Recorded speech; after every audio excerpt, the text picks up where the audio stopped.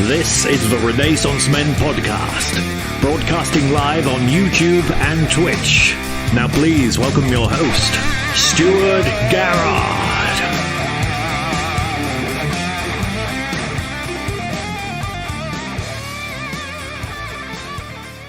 Good evening and welcome to the Renaissance Men podcast for June 3rd, 2022. I am your host, Stuart Garrard, and joining me as always is my good brother, Jimmy the Saint. There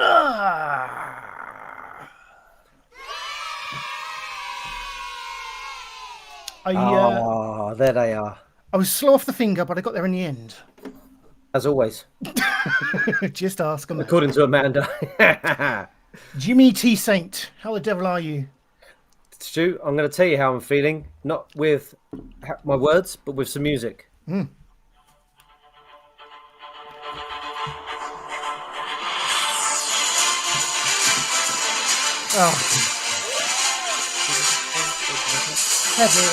We are celebrating in the Carr household.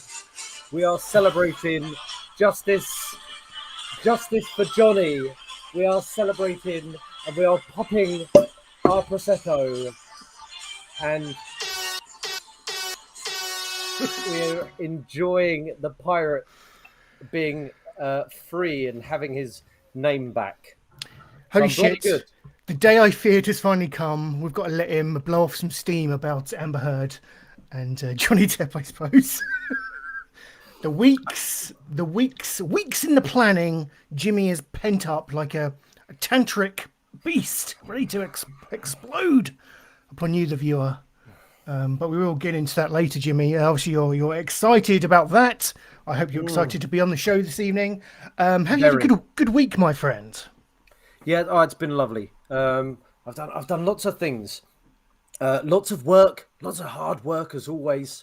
Making the Yankee dollar. Wednesday, I went on a trip with my father to London, Londinium, and I took him to my second favourite restaurant, and we went and watched the new Alan Partridge show at the O2. Oh, nice! Me and my dad did that, and that was amazing. And then obviously that same night, you personally spoiled the verdict. I just assumed you would know. For me, I was in the it was the interval of the show, and I went to the toilet and I checked my WhatsApp. Message from the wife. Oh my god, the verdict is in. I was like, message her. Fuck, don't tell me. I want to watch it. She went, don't worry, I won't. Next WhatsApp message that pops up. Stu, Johnny, whoa, big win. I was like, you fuck's sake, Stu. I was furious. I'm so sorry. I didn't know. I didn't know you was waiting for the result to come in. I just assumed having your finger on the pulse for the last 6 weeks or whatever it's been, you would know the instant the news broke. Well, I've watched. You said it there. I've watched 6 weeks of this trial. Everything. I've watched it all in its entirety, and I'm at the show having a wee, and the verdict gets split.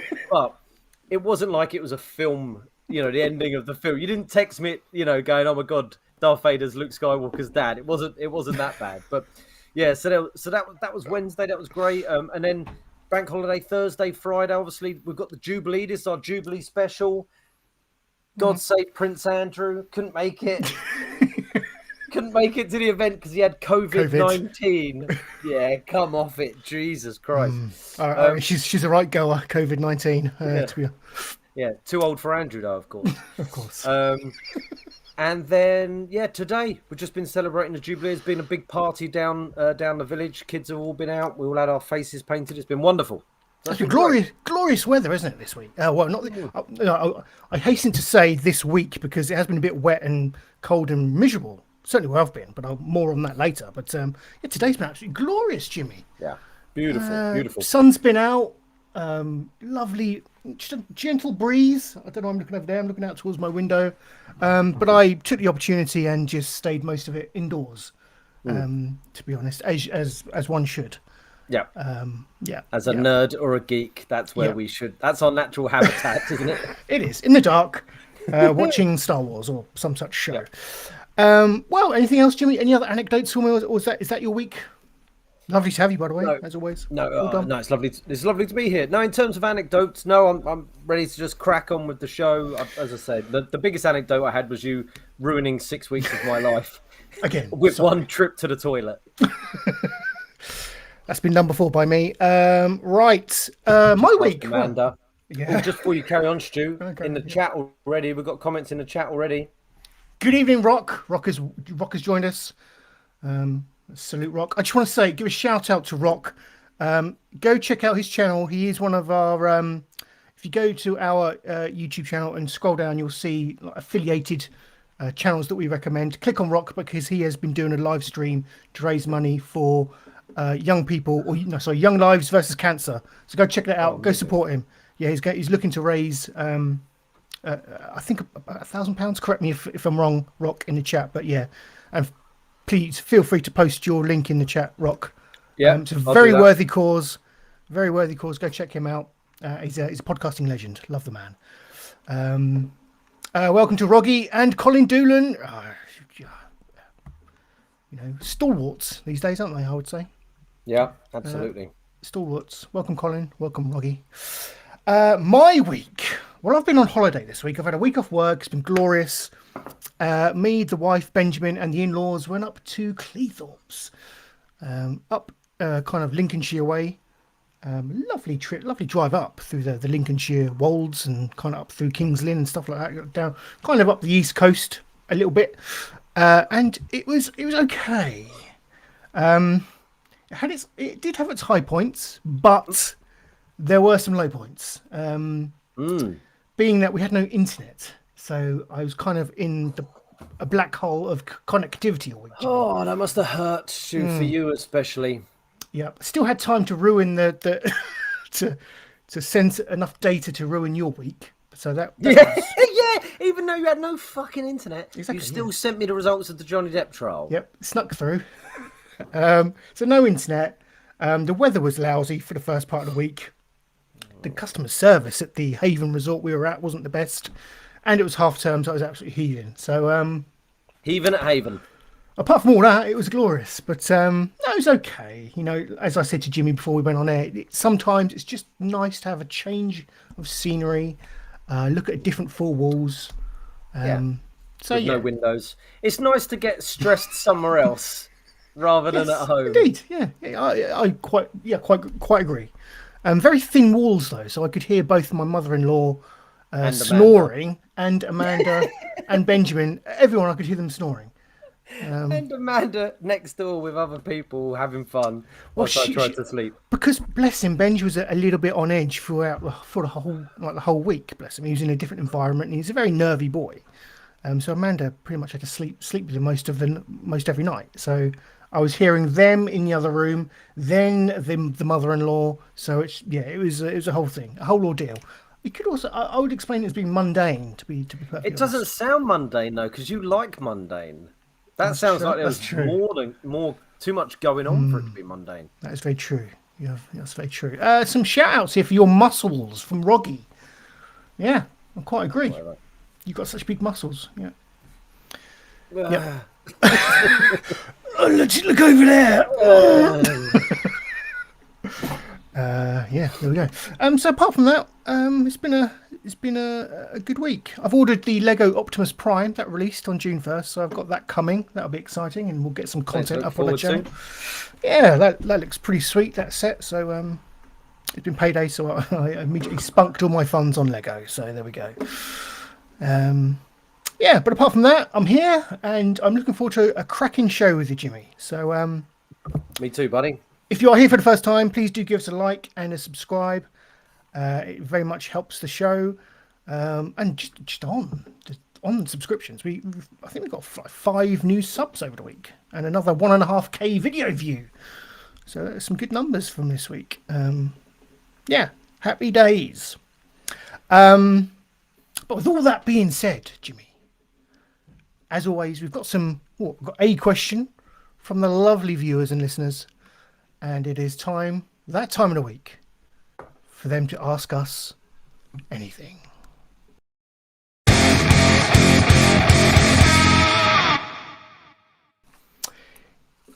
Yes, those stings were recorded by Jimmy with that actual guitar. With Rule Britannia. Yep. Right. Okay. Ask us anything, as always. Regular question asker is Holly Williams. She asks Jimmy, would you rather not be able to wash your body for the rest of your life or brush your teeth for the rest of your life? So, Hobson's choice. You can't either wash or brush your teeth. What do we think? I mean, what a weird question. I mean, is Holly making a decision here? Yeah, I know. Is she asking us to give her a life choice of what she's going to stick by? Quite possibly for our kids going forward, I would imagine. Sounds like questionable mothering to me, doesn't it? But yeah. Well, I would say this. I'm not a particularly smelly person. Like, I'll put that out there. I'm just being honest. Armpits don't really get smelly. When I sweat, it's usually from the face. Okay, you do sweat. Just to be clear, you're not a Prince Andrew type non-sweater. I mean, I'm a Prince Andrew type, but not in the right, yeah. not in the idea that I don't sweat. At this time and have always sweated, but it's always from the face, really. The only thing that would smell, obviously, is the usual parts. Your butt, for example. But mouth, I eat a lot of seafood, garlic. I'm a big boozy man, as you know. I've got to stick with the brushing the teeth and laugh off the rest. Yeah. I think you're right. I think I would also go with you got to keep those teeth clean because it's the additional consequences, isn't it? Like if you don't brush those teeth, they're going to get manky and fall out, and quite honestly, that's just painful for not just you but for everyone around you because they've got the stench, they've got the foul mood from the toothache, and I think it's just common sense. Keep your teeth clean. Your pits, cracks, crevices can probably wait. I think if there is a choice to be made. Yeah. Well, there was a choice by a friend of mine. I won't say his real name, but he was known as Jedi, and he used to think like if you went out with him, he smelt of BO. He smelt of BO, and if you said to him, "Hey, buddy, you smell like BO," he'd go, "Yeah, I know." You go, I do it on purpose. It attracts women, and he's a good looking guy. Nice guy, funny, talented, and he swore by it that it attracted women. And no joke, it was a bit. It wasn't a stench, but it would just be there'd be the smell of a man, like who had been doing the gardening all day. And he swore by it. Did it work? I went out with him once, and I saw him pick up a girl, German, who smelt. Okay. So. So they attract each other. As I say, I don't. Nature's magnet. I'm still not convinced. Regardless of that anecdote, Jimmy, I still think keeping your teeth is probably the priority at this point. I agree. And it's so expensive to maintain. You'll be shelling out thousands of pounds on new crowns or whatever it is that you may need. And I presume you can wear deodorant still, can't we? Or Febreze. Yeah. Or Mr. Sheen. Holly only mentions not washing, so she doesn't mention aftercare like Febreze, deodorants, that kind of affair. So cover-ups. Yeah. Okay, excellent. In chat, any answers in the chat? I'd love to hear your comments on would you rather not wash, or not brush your teeth for the rest of your life. We've got I reached out to the celebrity friends, Stu. Okay. Before we move on, and I did get a reply. Regular responder Brian Blessed. Yep. Replied. Yep. Christ knows what he said, but let's have a listen to the answer to the question. Yes, interesting question. What would I rather do? Never brush my teeth ever again? Well, just no, because I can breathe over my enemies and frenemies. Shit, because that's what your breath smells like, shite, literally. But my body actually smells of cucumber. And I absolutely love a sniffer cucumber up my nostril. Thank you. Goodbye. It gets more eccentric, doesn't it? Anyway, I've just realised I never quite answered your fucking question. Would I be cucumber over shit? Well, obviously, shit. Right, well, there you go. And an additional piece of ask us anything there. What was that? Cucumber over shit? What? Yeah, I guess his body smells like cucumber, his breath smells like shit, and what would he Right. rather smell like? I think he went with shit in the end. I'm still not quite sure. I tell you, Blessed But, hey. gets more eccentric as the weeks go on, doesn't he? You know. Yeah, it gets weirder and weirder. Yeah, he does. He does just that. I just want to take a moment to take a look around the channel, see what new content we've got in the pipeline, or has been released recently.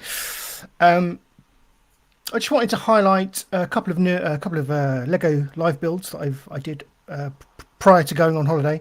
I finally built my Lego Dagobah Jedi training set over the course of 3 nights. So if you want to kind of see I find them very relaxing to watch. I have some tunes, some like lo-fi tunes going on in the background, and I just fiddle with my Lego. Sounds filthier than it is, but go check them out if you're a fan of Lego. There's some you get to see the journey of the model being built. And there's a variety of other Lego content on there, so please do go check that out. Jimmy, got your Rentrek. Yeah, There may be some more content coming soon, I think. some unboxing stuff, Oh, and yes. also there'll be a series review of Star Trek Prodigy, Fabulous. the Nickelodeon cartoon. That I'm hoping to get that done next week. I think. I'm hearing good things from you. Not to spoil it. It's been a week of spoiling things, isn't it? By you, yeah. Yeah. But I'm looking forward to you getting some more Rentrek content out. Fabulous. I love it when Jimmy talks about something he loves.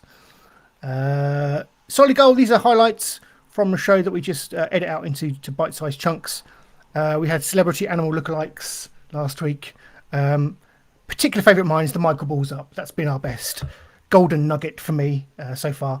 Yeah. Go check those out, little bite-sized chunks of the highlights from the Renaissance Men podcast, the Friday show. Hot takes. These are our trailer reactions. Again, we do one of these each week, and we kind of edit them out to be consumed individually. And of course, got the Renaissance Gaming. So I'm currently playing through Batman Arkham Knight on the PlayStation. So go check that out. Botchcast. We need to do another one probably. So watch this space. I think on that. We'll see. Yeah. We need to watch some wrestling to do. We do. It would help, wouldn't it? Yes, it would help. So I just wanted to highlight some of the content we've got available on the channel. So please do. If you're here and you're watching us and you're into Lego, wrestling, or video games or whatever, come check us out. Give us a like and subscribe. It's all good. Right, Jimmy. Last week we introduced a stunning segment to the show. The gallery, the viewer gallery. We had some great submissions from our wonderful audience. It went so well that we decided, let's do this again. And we have got some more, even better submissions in the gallery. So let's check them out. Well,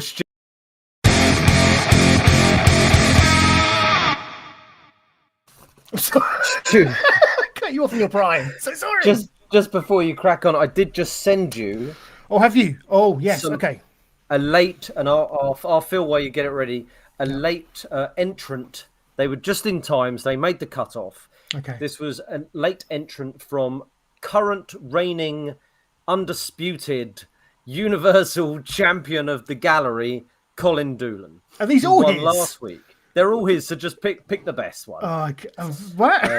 Does he do any work? That's what I'd like to ask you, mate. Yeah. Okay. Yeah. I don't know anyone who works as hard as Colin Doolan, to be honest. Colin, if you are watching, do you have a preference for which one we go with? I think that's only fair to ask, I guess. I liked the one where if I had to give you a clue, I'm hungry like the. Yeah, what I'd go gotcha. for. Okay, we'll go with that one. That's arguably the weirdest. Weirdest one. Oh, do you know, I could see that on a T-shirt in a council estate. Yes. Well, if he wins again, maybe the winner, we should get the winning image put on a T-shirt and send it to them.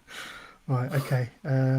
Yeah, I'm just saving these to my Google Drive, so bear with me, and I'll be able to add them to the folder. Sure.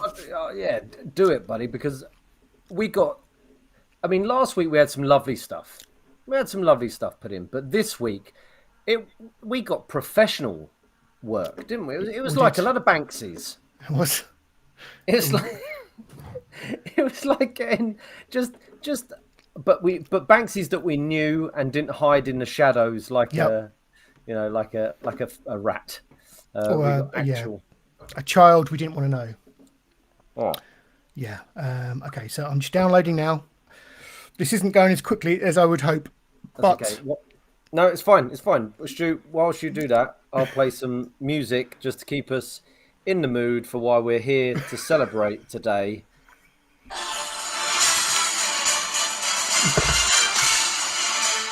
Justice for Johnny. right. Justice for Johnny. Just putting it out there. Okay, I think. Let me just refresh the folder, and we should be good. Now, it was my original intention to do this every month, but if we're going to get quality like this every week, then sorry, we'll do it. We'll do it as and when. You know, perhaps I shouldn't put a limitation on the timeline for this. Never put limitations on yourself, Stu. No, we want to let the creativity flow, don't we? Yeah. Right. Okay. Well, let's take a look at the gallery. Let's get the tunes going first. Oh, can I just say there's a comment in the chat? Mega pints all round. Ooh, is this an entrant? No, but he is an entrant. But Mega pints all round is a Johnny Depp quote for winning. There we go. Okay. Right then, let's take a look at the gallery for this week. Very loud, Stu. Is it? Yeah. Yeah. It's a bit more sedate. Better? Yeah. Okay, Beautiful. Cool. Right. So let's open up the folder. Okay. I can hear Benj with a lightsaber. That's worrying. He's heading my way. I was wondering what I could hear there. Okay. Share. Okay. Here we go. Here we go. Right, let's make this full screen. There we go. First up, Roggy, age 40. I'm assuming that's it can't be me. It's too much hair, but yeah, that's a good likeness for Jimmy, I think. Those beautiful baby blues. Yep, lovely stuff. Thank you, Roggy. Roggy, age 40. Bundy, age 37.5. Look at this. Moon Knight. Lovely stuff. Look at that. Look at that ink work. Lovely. I spoke to her last time I got my tattoo, when I got my TIE Fighter, and she was saying how much she was into Moon Knight and into just, this whole Egyptian feel at the moment. And look at that, man. It's lovely. Lovely work. Next up, Harry, 35 3/4. What do you think's been depicted here? Well, I don't know if you watched the TV show. What's it? Bloody, the one about the cartoon kids going through puberty, going through changes. Big Mouth. Big Mouth. Right. So this on the right is a hormone monster. Yep. A horrible hormone monster who's really gone off the rails. That's a penis he's got for a nose there, and that's Harry, obviously getting some advice. Big Mouth, thank you. Yes, Harry in the chat there has just put Big Mouth, and he's, I mean, that is what Harry looks like. That is a damn good rendition. Drinking JD and Coke by the look of it. Looks like it, with a couple of sugar cubes, obviously. Yeah. Wonderful. I don't know how he's done this. No, well, skill. Yeah. Quite honestly, it's skill, isn't it? It's amazing skills, mad skills with a Z. More Moon Knight from Bundy, 37.5. I think that's even better than the last one, isn't it? Yeah, I like that Moon Knight. I don't know, there's something about it. It's something kind of quirky about him in the waistcoat and tie, and the Stephen version of Moon Knight. Very good, lovely drawing. Something that I love, just a simple lined. I don't know what I'm talking about. I'm trying to make myself look intelligent. A simple lined drawing. You know, a nice etching. Well, we did A-level art, didn't we, Stu? Did we? Oh, we did, yeah. Yeah, with that woman from the Carry On movies. Yeah, exactly. Charles Hawtrey. Yeah. Yeah. We do. John, age 39. The passion in this. Look at that. Just bursting out the page. Boba Fett there. Lots of energy in that photo. Photo? See? It's so lifelike, I thought it was a photo. Nice. Thank you, John. Age 39. Okay. What? Who is that? Is that meant to be Bill Murray? Bill Murray by Bill Murray, yeah. He said that. Okay. Age 71. There we go. I like it. He looks like he's having a poo. A poo, yeah. He's poo face. Bill Murray's poo face. Yeah, there we go. Excellent. Jim, age 72.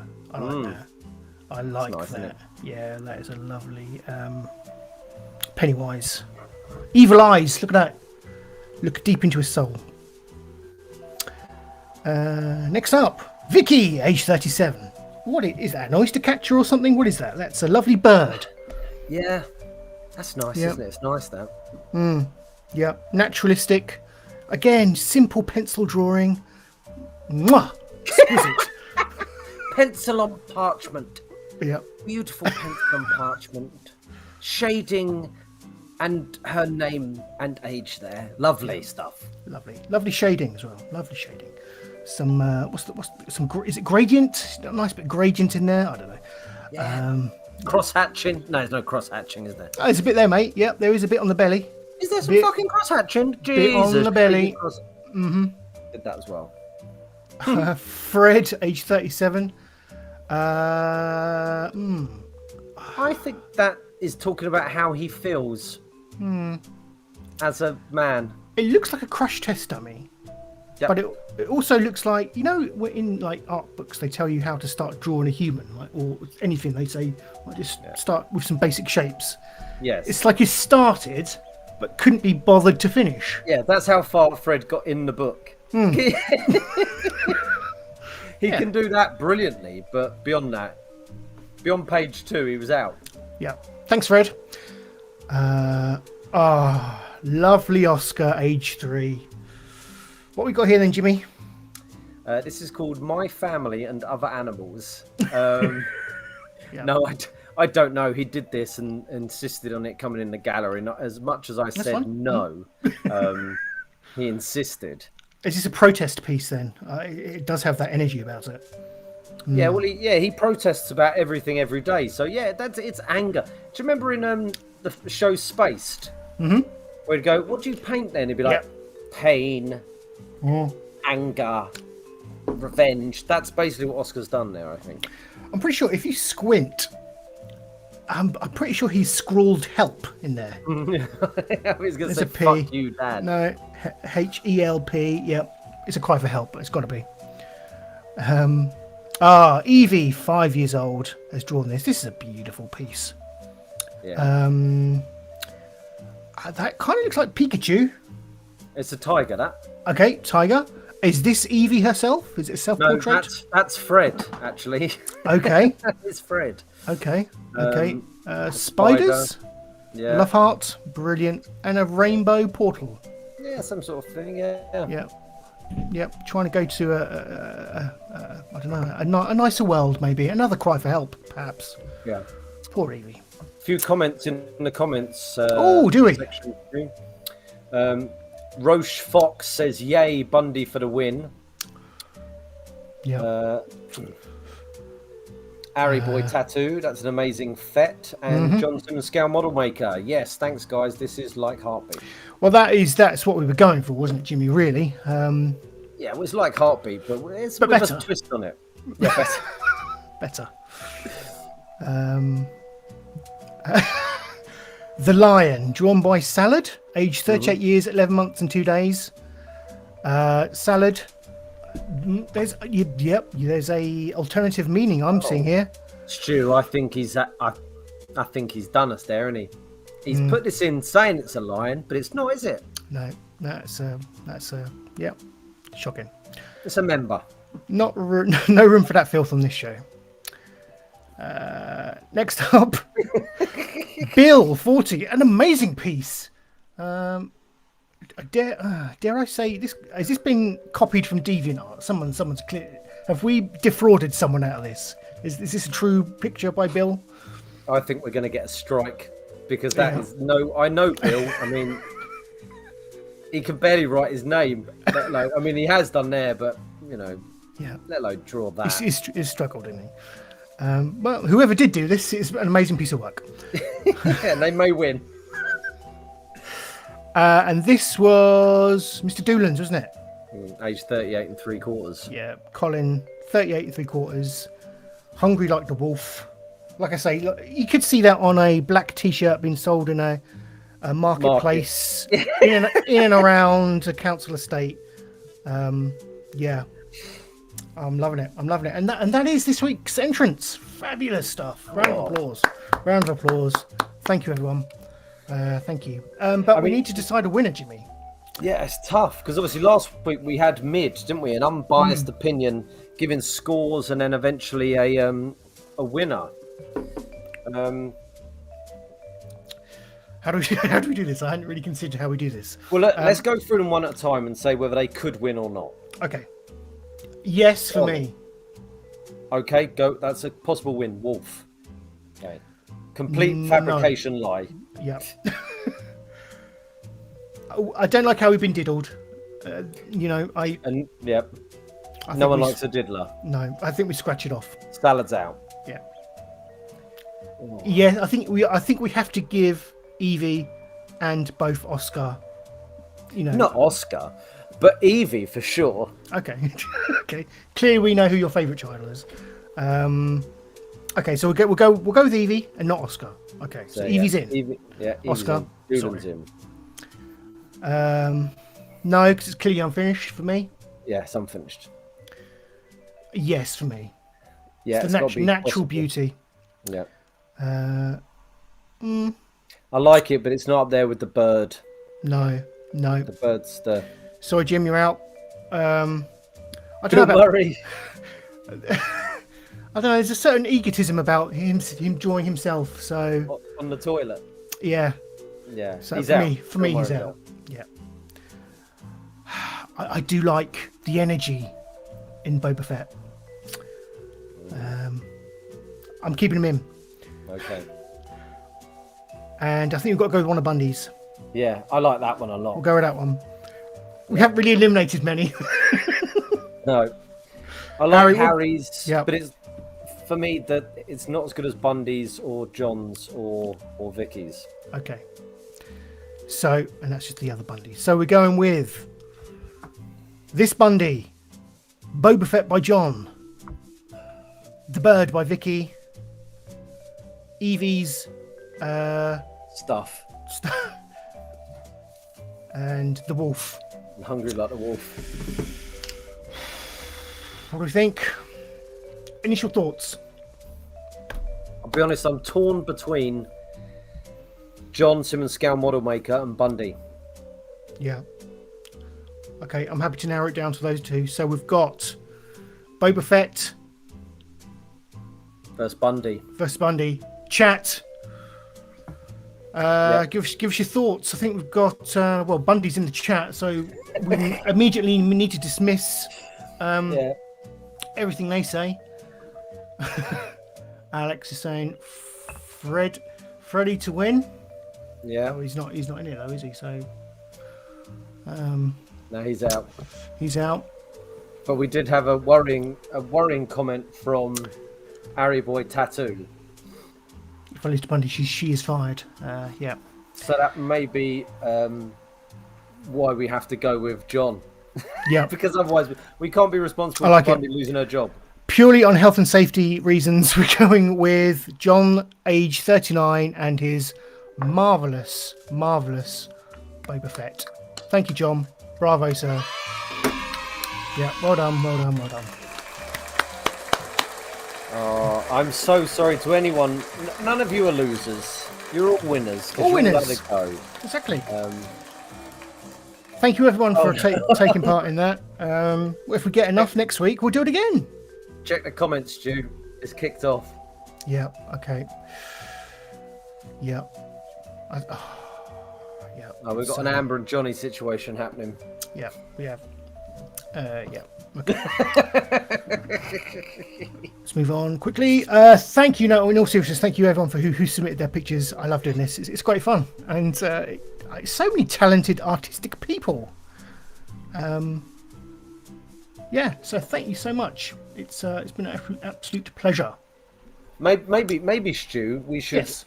I know you put the winner on Facebook last week, but maybe we should use the winner in a sort of at the end of the show. Maybe for next week, it will be in the credits, or That's a good idea. I'm just trying to give them something. Yeah, that's a good idea. Or perhaps I don't know. Yeah, no, I like that. That could easily be done. We'll put it on the end credits. Yeah, we'll do that. We'll do that, Jimmy. That's a good idea. You sound like Richard Madeley when you do that. Can we do that, Judy? Can we do that? Yeah, let's do that. We can't. Okay. Well, I thought we could. Okay. Shush, Judy. Right. Where are we now on the show? Oh God, I can't get rid of my pictures. Escape. There we go. Right, Jimmy. With the gallery out the way, it's now time to take a look at the latest trailer from this week. As we react to the latest trailer releases in our segment entitled Hot Takes.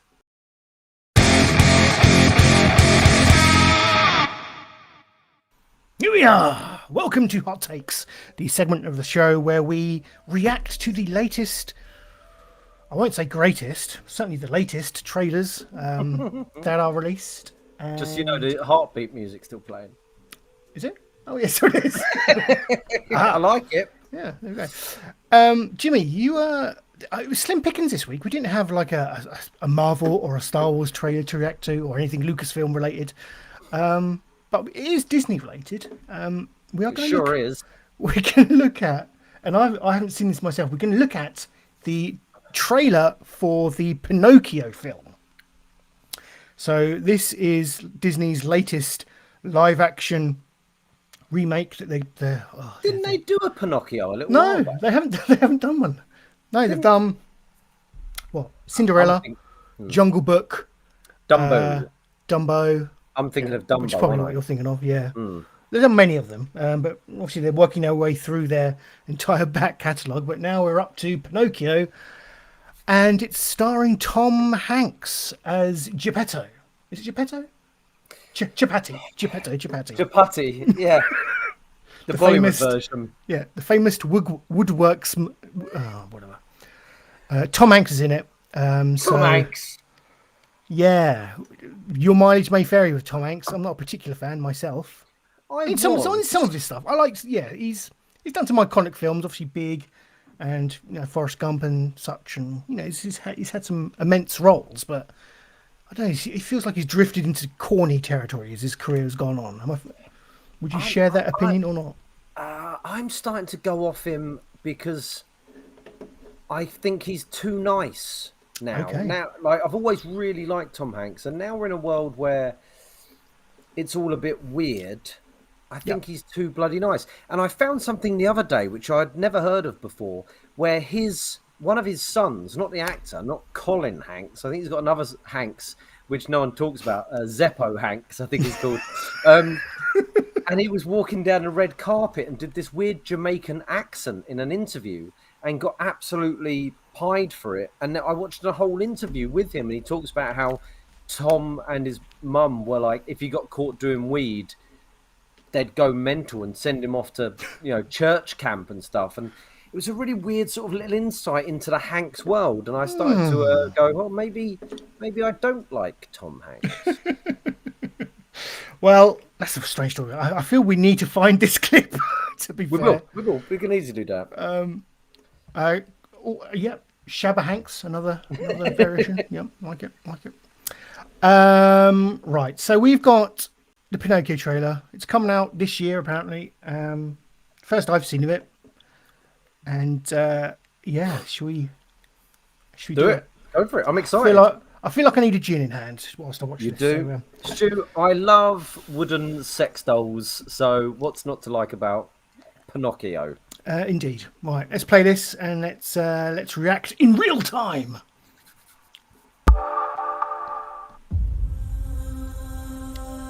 Okay.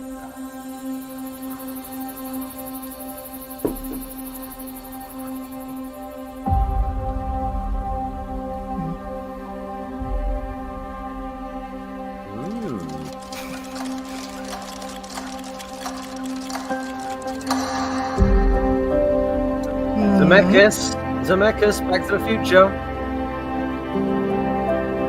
Hence the clocks, of course.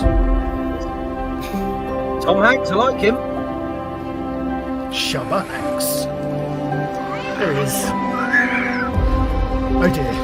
Starlight, star bright, first star I see tonight. I wish I may, I wish I might have the wish I wish tonight. When you wish upon a star.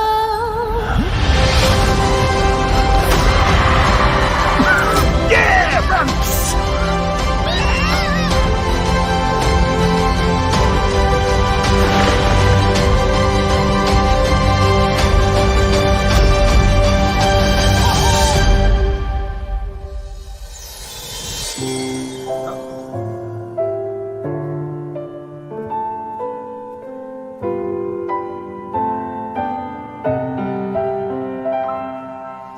Parents, streaming on Disney Plus.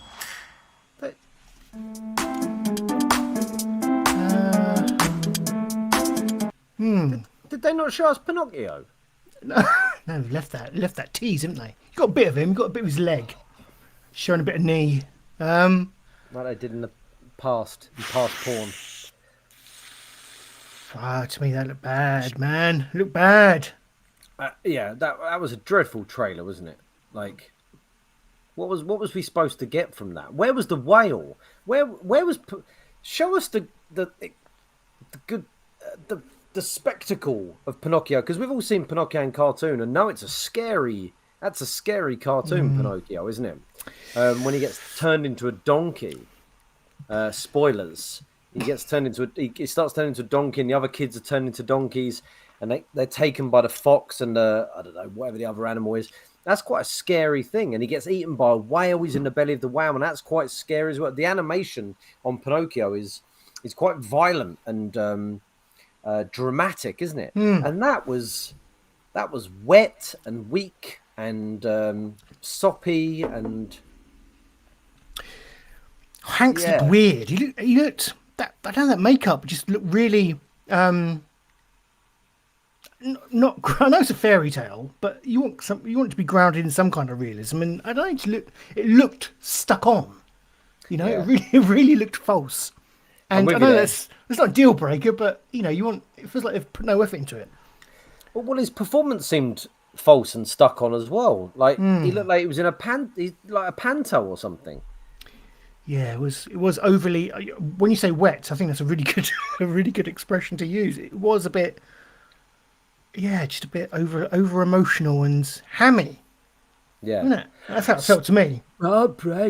Starlight has a bit. Rubbish. Show me a whale.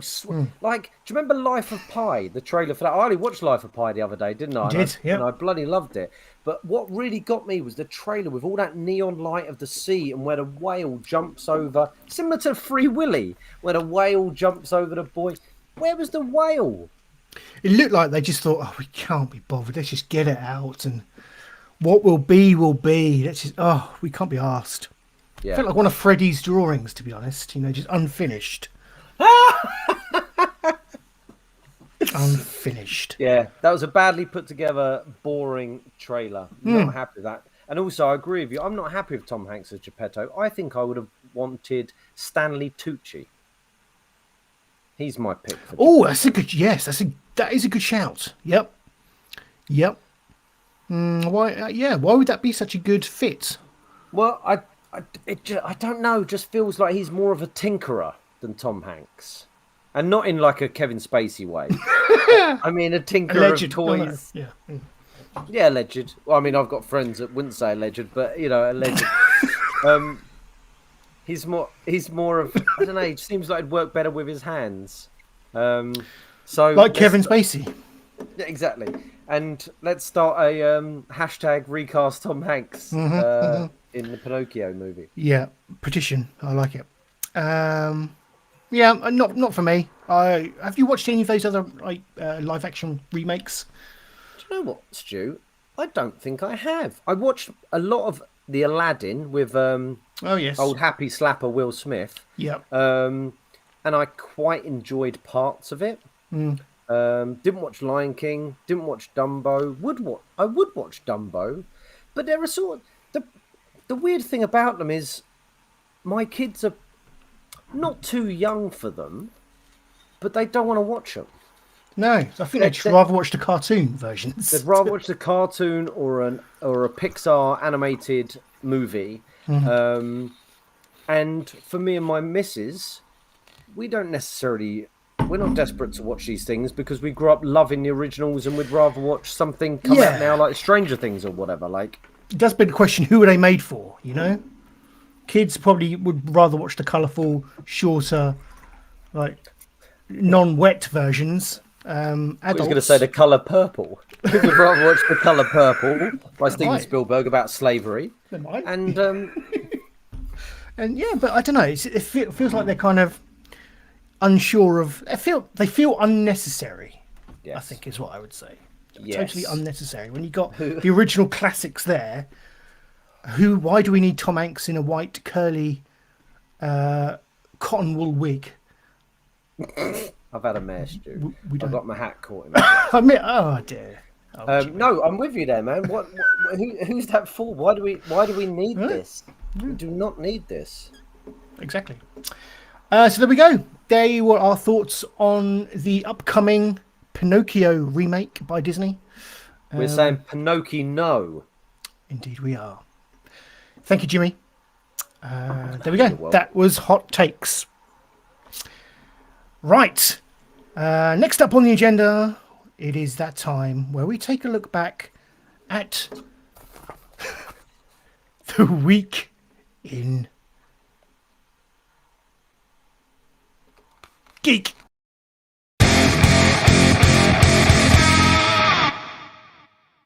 Sorry, the sting was tucked away under another sub menu, so I had to reach around and grab it.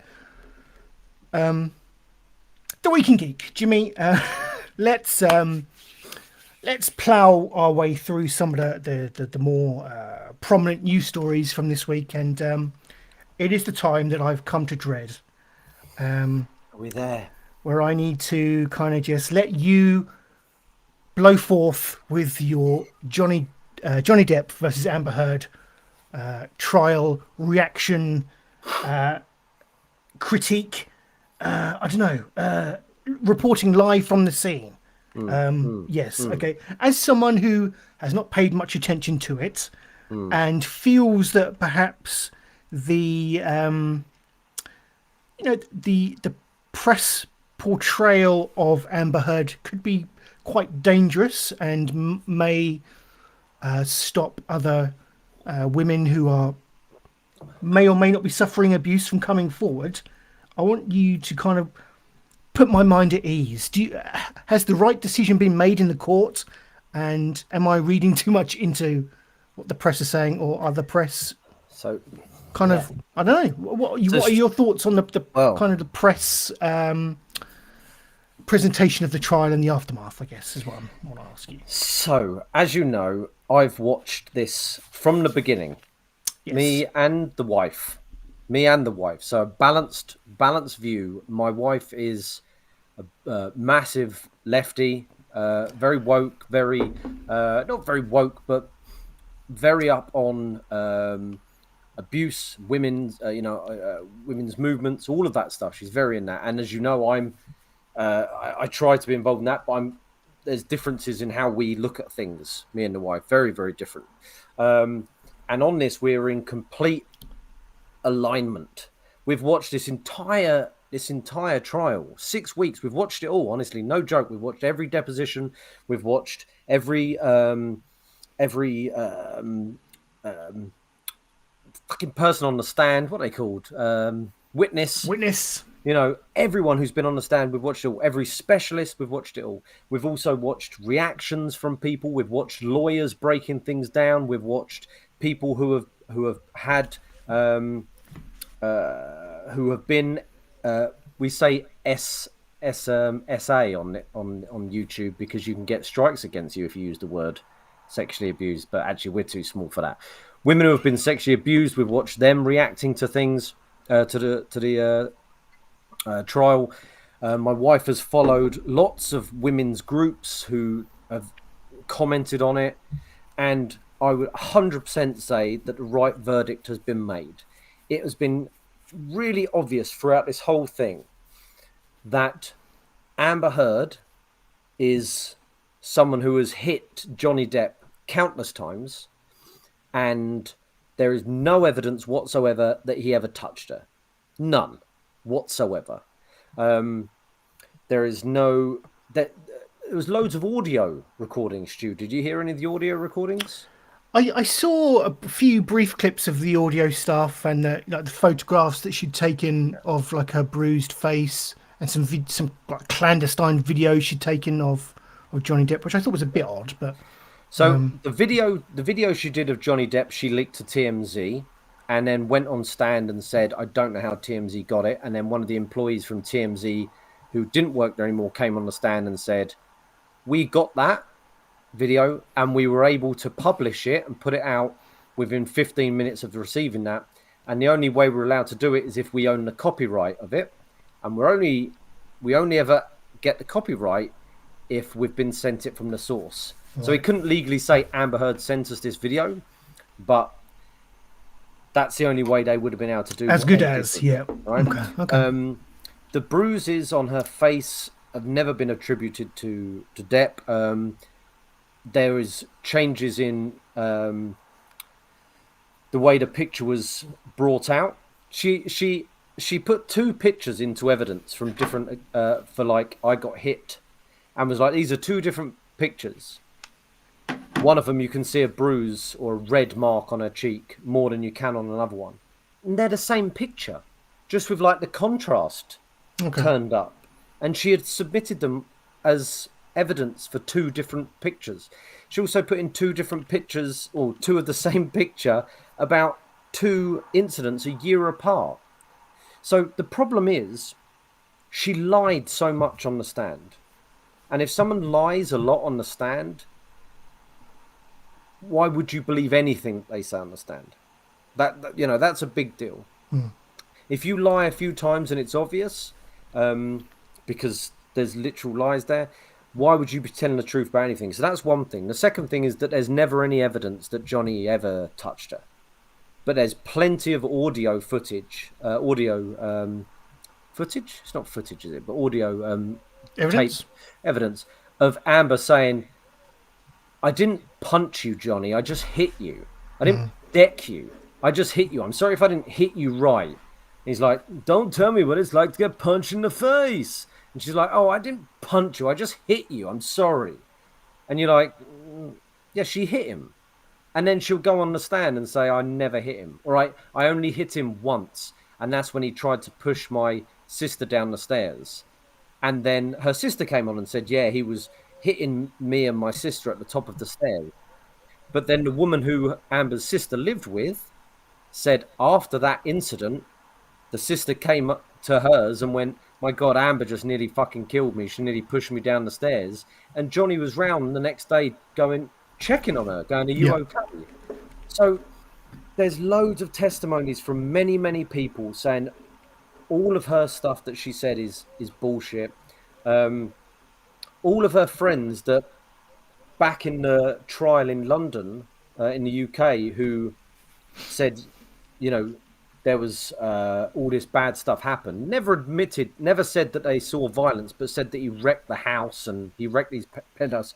Bear in mind, these are all of Amber's friends that Johnny was letting live in these penthouses for free, that were all connected. None of them turned up to the trial. A couple of them did recordings. None of them are friends with her anymore. Yeah. These are people that were supposed to be their best friends. None of them are friends with her anymore. And you go, why aren't they friends anymore? Like, what's happened here that they're not friends anymore? What's happened? And then she'll say, I've never done drugs. And then I watched a chap who was in a film with her a good few years back.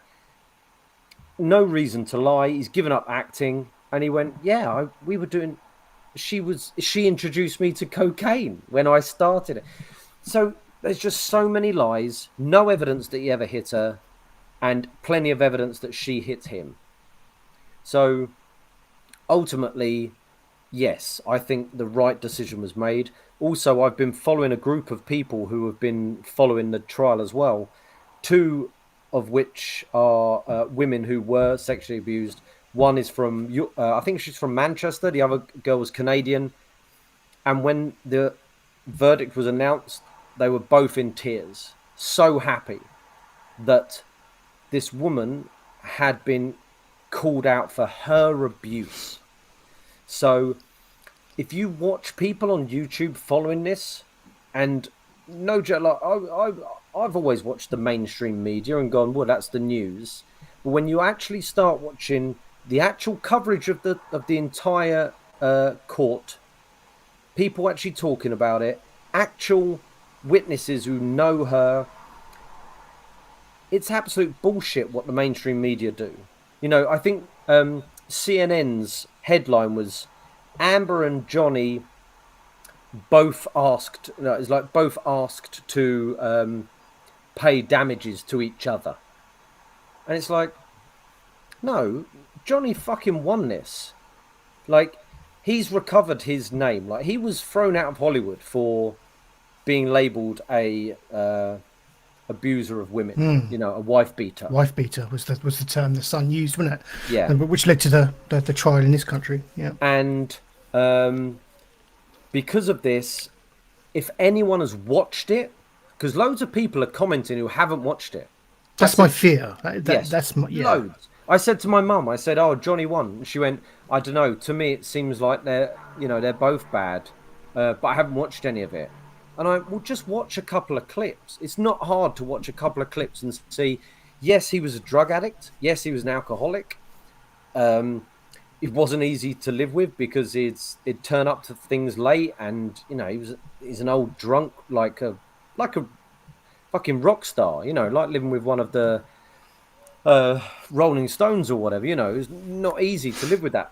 But any time she's attacking him or having a go at him, he just runs away, and she keeps going, "Oh, there's one recording where he's going, please just leave me alone." She goes, "Oh yeah, you're just a baby.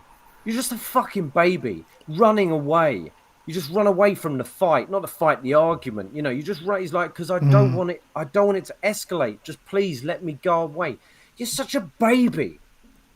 And this is the type of thing that people who were victims of sexual abuse or spousal abuse or whatever listen to and go, "There's no fucking way I would have ever spoken to that like that to my husband or wife who would fucking deck me."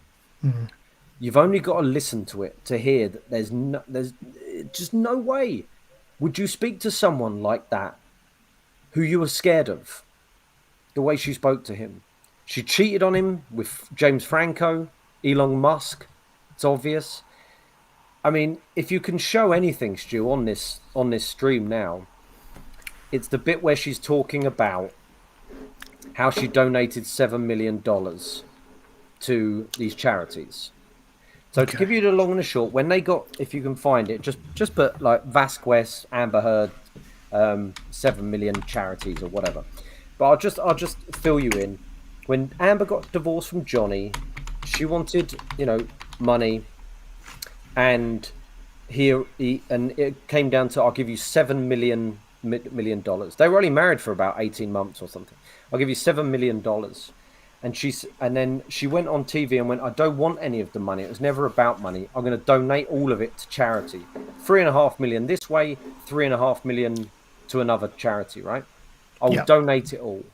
She had that money for about 14, 15 months. Didn't donate any of it. Should we take it's 30 minutes. Okay. No, well, just start it and you'll see the sort of. You stated you would be donating half of the $7 million to the ACLU. That's correct. And you would be donating the other half to Children's Hospital of Los Angeles. That is correct. And you also stated, with respect to the $7 million divorce settlement, that money played no role except for the extent that you could donate the money to charity. Yes, that's correct. If we could please pull up Plaintiff's Exhibit 1259. Here we go. I can sense something coming. For a start, she dressed like Dr. Evil for some reason in the court. This is an article entitled Amber Heard Donates Johnny Depp Divorce Settlement to Charity. Read her statement in full. Is that correct? That's what the title says, yes. Directing your attention to the portion on the second page where it says, quote, read the statement below.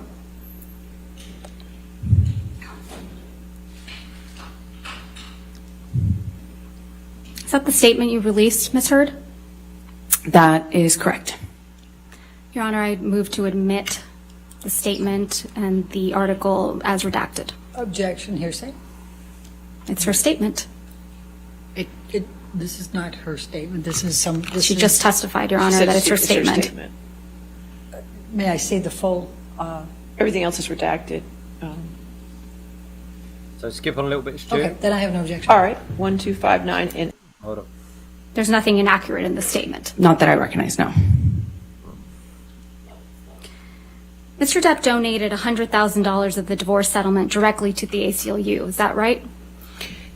Right at the beginning of the divorce settlement, he donated $100,000 to each charity on my behalf or towards my contribution. So $100,000 to each. To the ACLU. And to the Children's Hospital. And in response, you publicly demanded that Mr. Depp pay the divorce settlement directly to you instead of the charities, right? That was always the agreement, actually, is for him to pay me directly. It was not his money as per the settlement agreement to give away and reap a tax benefit from. I said if he wants to do it and give to charity all of a sudden, then he should pay the correct amount and not try to get a big tax break for it. So effectively for his tax bracket, he should be paying double that amount to the charity directly. And if he wanted to pay the charity directly, he could. He could do that, was fine with me, but he would need to pay the adjusted amount. Ultimately, the rest of the $7 million divorce settlement was paid directly to you, right? Over time, yes. And Mr. Depp didn't end up paying the rest of the $7 million divorce settlement directly to the charities you identified. That is correct. He paid the installments to me. You stopped that from happening, didn't you? I don't understand what your question is. I'm sorry. You stopped Mr. Depp from paying the charities that you had named directly. That is incorrect. I said if you want to pay the charities directly, pay the adjusted amount, or pay as per our agreement in the settlement or in the divorce, as per our agreement. You also and publicly... he chose to do the former, not the latter. I mean, the other way around. You also publicly stated that the $7 million divorce settlement should be paid to the charities immediately in full, right? If he wanted to pay it in the way that he was... Skip on a little bit. I just want to get to the bit where... Keep going. Where she's talking about the actual money. Here we go. Correct, Ms. Heard? I do not recall exactly what my statement was. I don't disagree with anything in the statement, but I just simply don't recall what the statement was we released. Is there anything inaccurate in that statement, Ms. Heard? No. Hang on, scroll on a bit. To admit. Objection, you're... Keep going. Did I read that correct? Oh, God damn it, Stu. We can't find it. It's flying your way when you said all this, and then there was a divorce. Basically, Stu, I'll overrule the objection. we can't find it, which is a real shame, and I'm sorry about that. But basically, she keeps saying that she's paid the money, and the charities have been on the stand saying she hasn't paid the money, and she's like, "I've pledged to pay the money." She goes, "No, have you donated the money? You haven't donated the money, have you?" And she goes, "I have. I've pledged the money."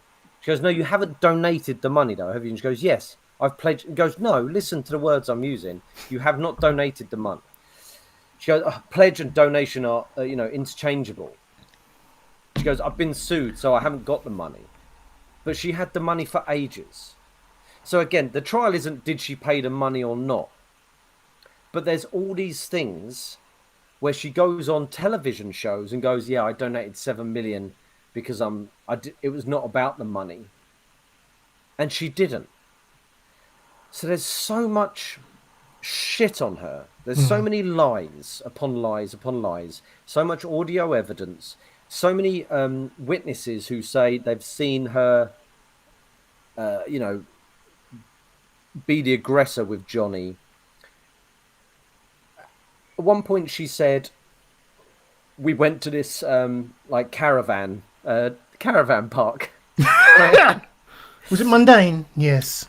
No, they said it was a good laugh. Objection, hearsay. But she says that he got really jealous of her, and they went back to the caravan or the glamour van, and he destroyed the place, and the staff were furious, and they had to pay a load of it to get fixed. And he bust the whole place up, and they had the manager or the owner, the previous owner of that place, come on the stand and say, "Yeah, they turned up.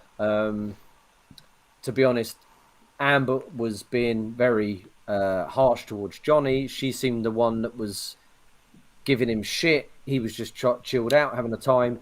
And when we checked if there was any issues, we heard them arguing. The next day, one of the light fittings had come a bit loose, and it cost $60 to fix.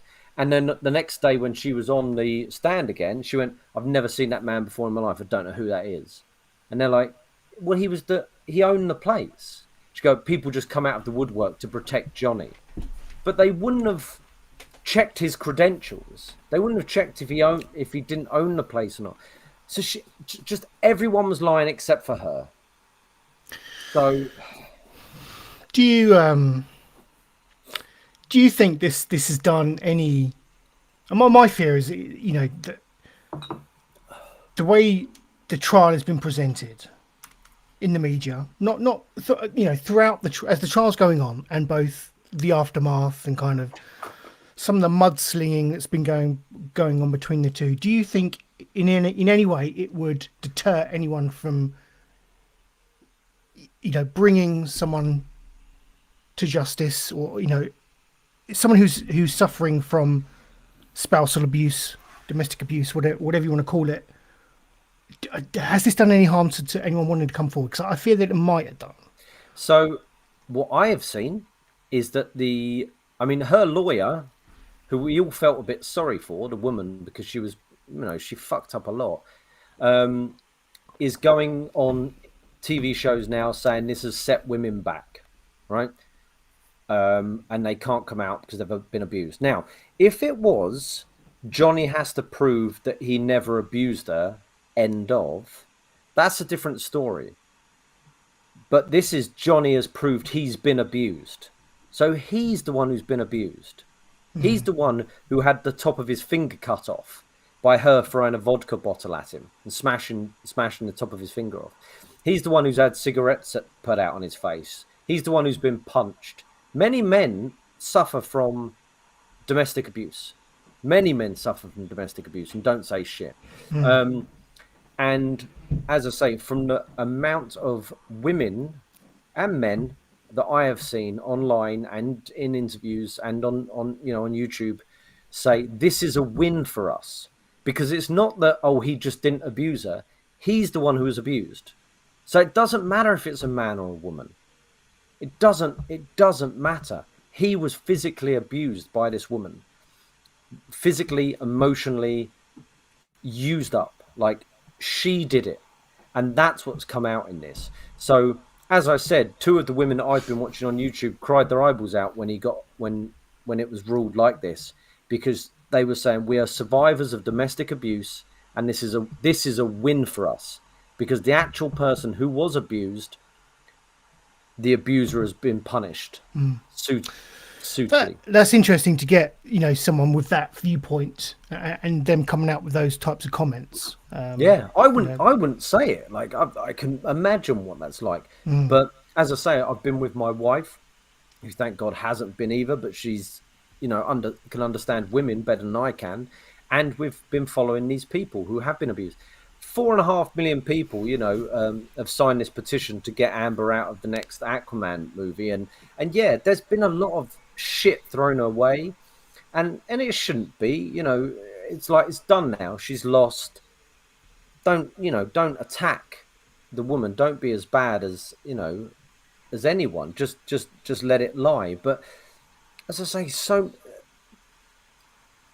so many people wouldn't be standing up for Johnny Depp if it wasn't quite clear. Men and women, victims of abuse, wouldn't be standing up for Johnny Depp if it wasn't blatantly obvious that she abused him. There's so much audio evidence that she hit him. She admits to it so many times on recordings that she hit him. So many. And you can't say, well, she's a woman, so it doesn't count. It does fucking count. It does. You cannot hit people. You cannot hit people. And she hit him all the time. Yeah, I would wholeheartedly echo those comments that you made there. What was the actual outcome of the trial? 'Cause I don't actually think we stated what that was. So the outcome of the trial, he was suing her for loss of earnings for 50 million. And this was because of an op-ed that she wrote in the Washington Post, which talked about being a survivor of abuse, and never said Johnny Depp's name, but it was quite clearly written about him. Yeah. So she was counter-suing him for $100 million because of a statement that his lawyer had made, not that Johnny had made. His lawyer made a statement after the UK trial, or during the UK trial, I think it was, said Amber's claims of abuse and her friends' claims is a hoax, and it's all just bullshit. So she was suing him for something his lawyer had said, not what he had said. Something his lawyer said. He was suing her for that op-ed. So ultimately, that's what it came down to. There was a big list of questions that the jury had to go through, and it wasn't just a judge making this decision. This is a jury of of the peers. I mean, they're not actors, but peers. Going through this question: did this statement that was written by Amber Heard, was it about Johnny Depp? Yes or no? Did it affect his career? Yes or no? Is it clear that it's bullshit? Yes or no? It was so detailed what the jury had to go through. 3 big sections that I had to go through with multiple yes or no questions. And every one of them, the jury said yes, yes, yes, yes, yes, yes, yes. And then the jury decided what money was paid to who. They decided. And they rewarded him 10 million in damages, I think it was, loss of earnings, and then 5 million in damages from Amber. And apparently in the state where they are, that 5 million, for some reason, I don't know why, it gets automatically reduced to 350 grand. They owed 10 million and 350 grand. Right? Don't know why. Amber's, they went for all of her stuff as well, similar stuff. And the only one that they said she won on was that the article was written in malice and caused some stress or whatever, and for that they awarded her $2 million. Okay. For loss of earnings, they awarded her nothing, 0, because there was no proof she lost anything due to these statements. She lost. They want her out of Aquaman 2. She lost other work because of all the other shit, right? Because it came out that she was, in those audio tapes in the UK. If you follow the UK trial, because I watched some, I listened to the UK trial. It was a lot of the same audio tapes. It was insane that they won, that the son won, because in those audio tapes, she's going, "I hit you, I hit you, I hit you," but he's labelled the wife beater. Anyway, so she got 0. So ultimately, she has to pay Johnny Depp $8,350,000. There we go, Jimmy. Well, Jimmy, what are you going to do with your life now? I don't know. You can catch up on you've already caught up on Obi-Wan, so that's good. Yeah, and some other bits and pieces. But me and my wife have been loving this. We've been loving this for various reasons. One, it's like a courtroom drama, and who doesn't like a courtroom drama? Well, yeah, quite. Two, it's a courtroom drama starring an A-list celebrity and Amber Heard, with some real funny characters as lawyers, It's been constant. It's been 6 weeks. We've had stuff to discuss. We've been on the same page, amazingly. It's been closer together. It's brilliant. Oh, it has.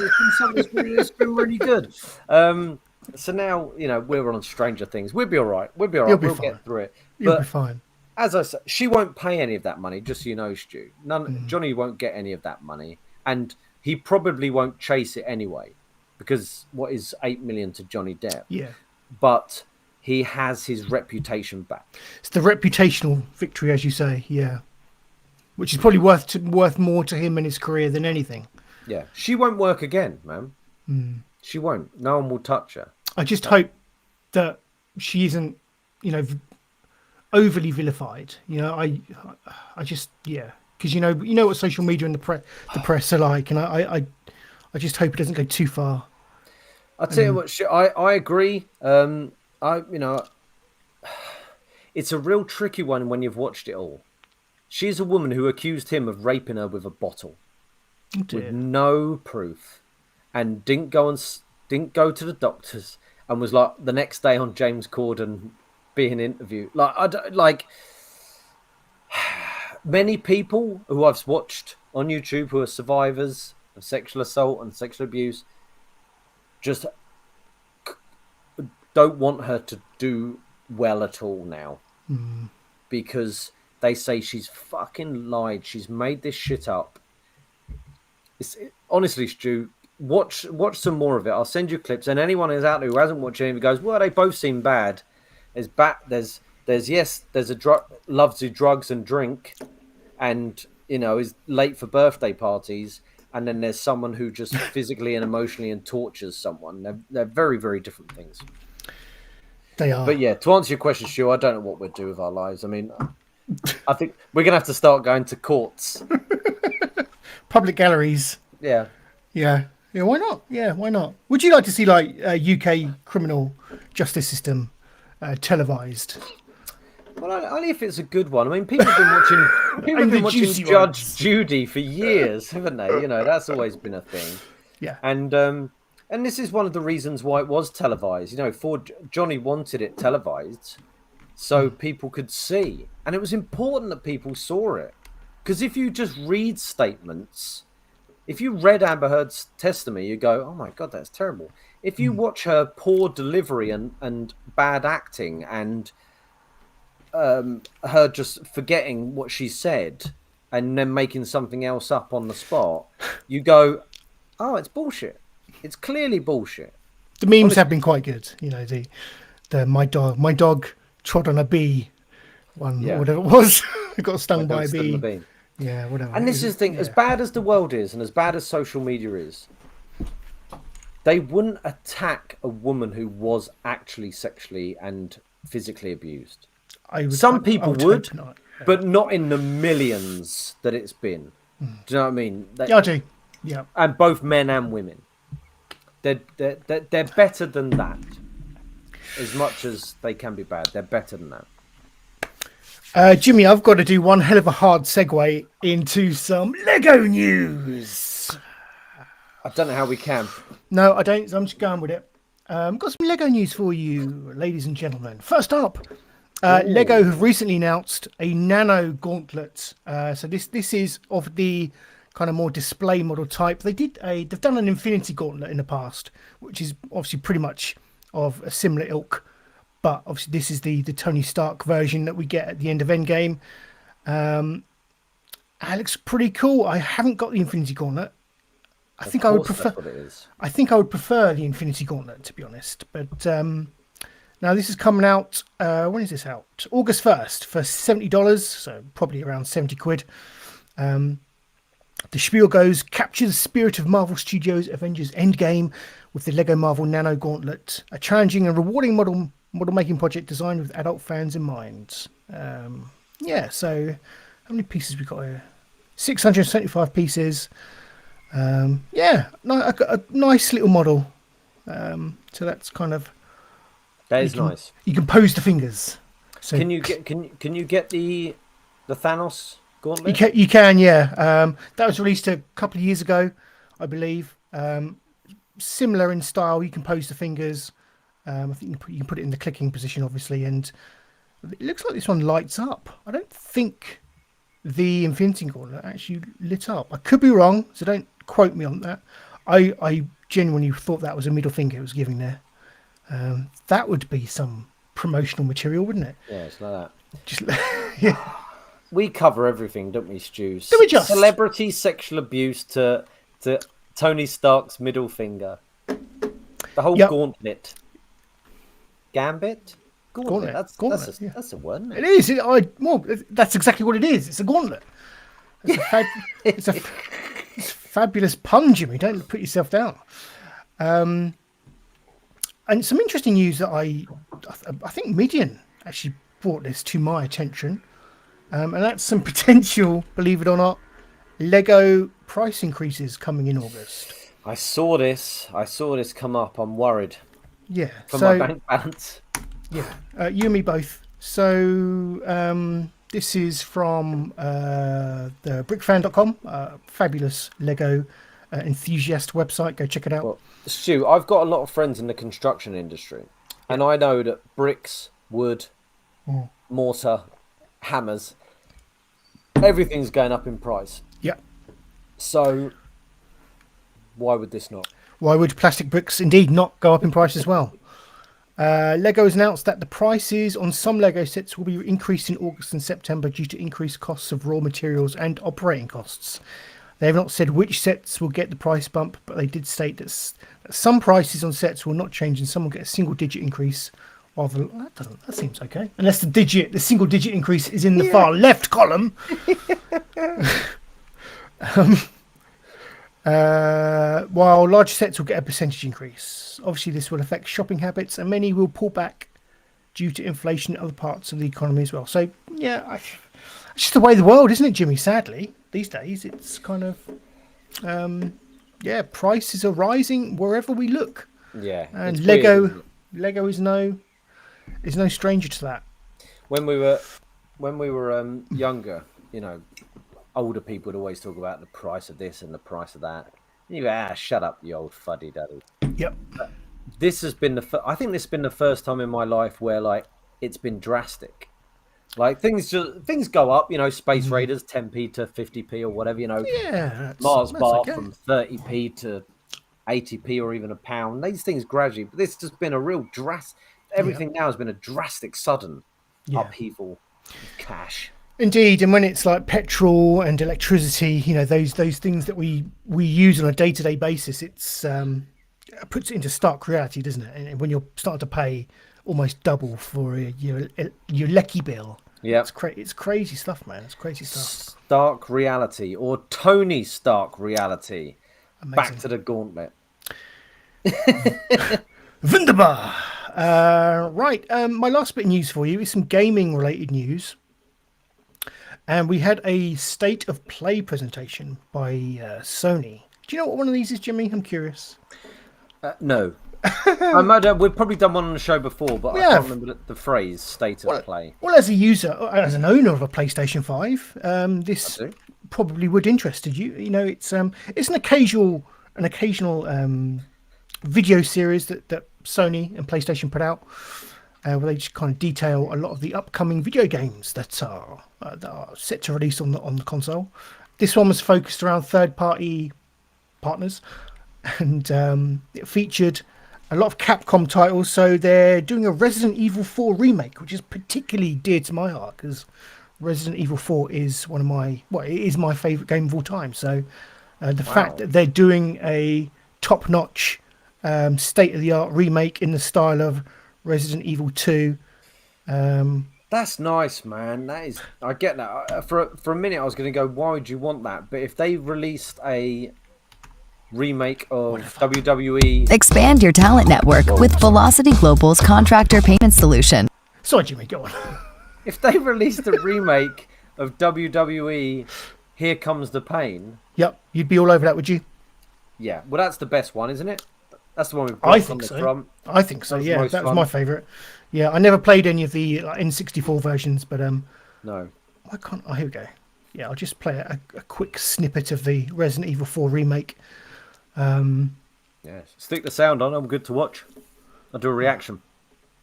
Oh, for God's sake! Sorry. Here we go. Yeah, like I say, one of my favourite games of all time. Is that when it's coming out? Indeed, it is. Yeah, next year, March next year. That sounds like Deadwood. It's set in a unnamed European country. I'm thinking like the Spanish kind of region with the kind of music influence we've got here. It's so good though. Sounds slightly Hispanic. Yeah. So good. And if it follows the same quality that Resident Evil 2 Thunder Wonder Roost. I've located and 3, those remakes were great.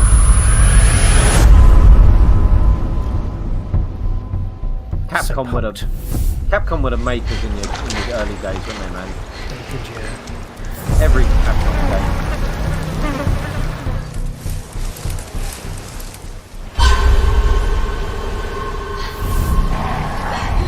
Oh, that looks horrible.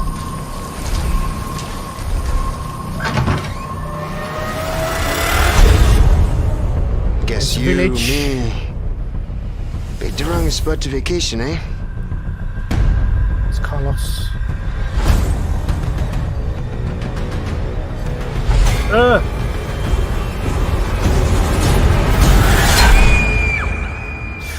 You will receive our most sacred body. It begins now.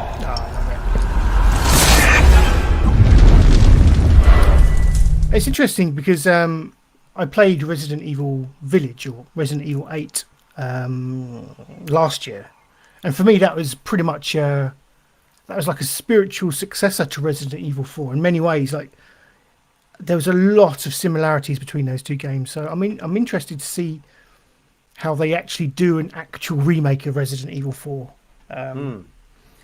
Yeah, so I'm well up for that. I cannot wait for that. That is interesting, Stu, because you know, like the wrestling games. I mean, I mentioned the wrestling games there, but I guess the Resident Evil games are similar. They've been going for, you know, nearly as long as the wrestling game. Not as long, obviously, but nearly as long. And ultimately, the wrestling games have got worse, haven't they? There's been some decent ones, but Here Comes the Pain, and there's the one from the N64 that people always say is like one of the best wrestling games there is. But I think it was Know Your Role was 1 year, and then Here Comes the Pain was the next year. Yeah, they were the PS2 ones, weren't they? Yeah, yeah. They were so good, so straightforward. Make your character go for a cool storyline. The fights were exhausting. Me and my friend Sam Shaw-Q used to play that at university. You could get bashed up to crap, red. Everything is red on your body. But if you could tap quick enough and long enough, you could kick out. And me and my friend Sam Shaw-Q would have like 45-minute bouts where by the end we're sweating. We're fucking sweating from destroying each other.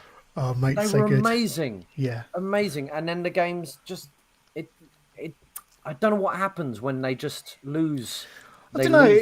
To me, it felt like certainly those PS2 games. The first SmackDown was awesome. Those first two SmackDowns on PlayStation 1 were really good. Then they kind of like transitioned to another generation with the PS2. And then they took a bit of a dip, and then they came back with Here Comes the Pain.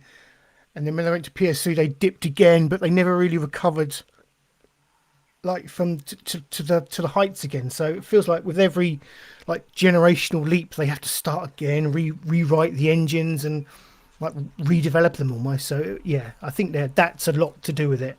Well, Here Comes the Pain seemed to have a good mix of the wrestlers and the wrestling and fun in there as well. Now with Resident Evil, how's that been? Has it got more complicated as time's gone on, or is it? I think there was a definite shift when the original Resident Evil 4 came out. It kind of went more action orientated. Right. So it was less of a horror game and more of a kind of like the balance was a bit tailored more towards the action, like, you know, the shooting and the cutscenes and, I know, some quick time events where you're having to hammer a button to make Leon run and jump to avoid a boulder, those kinds of things. And then I think that kind of ethos peaked at Resident Evil 5, which was pretty much just Resident Evil 6, which was a complete just co-op shooter in many ways and didn't really have any real horror elements at all. They then went back to basics with Resi 7, which was a pure first-person horror game, and that was amazing. And that's kind of where they've regained a lot of their roots. To be honest, they've gone back, they've stripped it back to basics, made it a full-on horror experience in the first instance. And yeah, they've kind of they've dipped, but they've brought it back again, and I think they're on top form. Yeah, really are. I love Resi games at the moment. Well, Resident Evil 1, I'll never forget the first time I played Resident Evil 1. You know, we were all round He Who Must Not Be Named's house. Fucking Voldemort's house. And, you know, the bit where the dog smashed through the windows, you know, it was terrifying. And the zombie turning round. And if you run out of bullets, you're done. Yeah. You're fucked. It wasn't, as you say, it wasn't a shooter game. It was a sort of problem-solving horror. Yeah, lots of puzzles, lots of it's survival horror. So you had to manage your ammunition and you had to keep going back to the boxes and storing stuff in boxes and trying to make your way around the mansion. It's quite strategic in those days. But like I say, it developed into a shooty game and. Yeah, kind of lost its original kind of, you know. Well, there you go, Stu. I'm sorry, I took you away from your article. That's okay. I'm progression of games. More than happy to talk about Resident Evil with you, Jimmy, whenever you wish. Some other things that were announced. Let me just get my article back up. Anything Star Trek? Sadly not, mate. No. Resident Evil 4, like I say. Street Fighter 6 was shown off. Final Fantasy 16. So a lot of those big hitting franchises that that we all know and love. Final Fantasies, your Street Fighters, your Resident Evils, a couple of indie type titles, some VR stuff which might interest you. Ooh. Yeah, there's obviously a new VR unit coming out for the PlayStation, the PSVR 2. Horizon Call of the Mountain is a VR version of the Horizon franchise, the big first party Sony franchise. So that will be interesting. It looked visually amazing.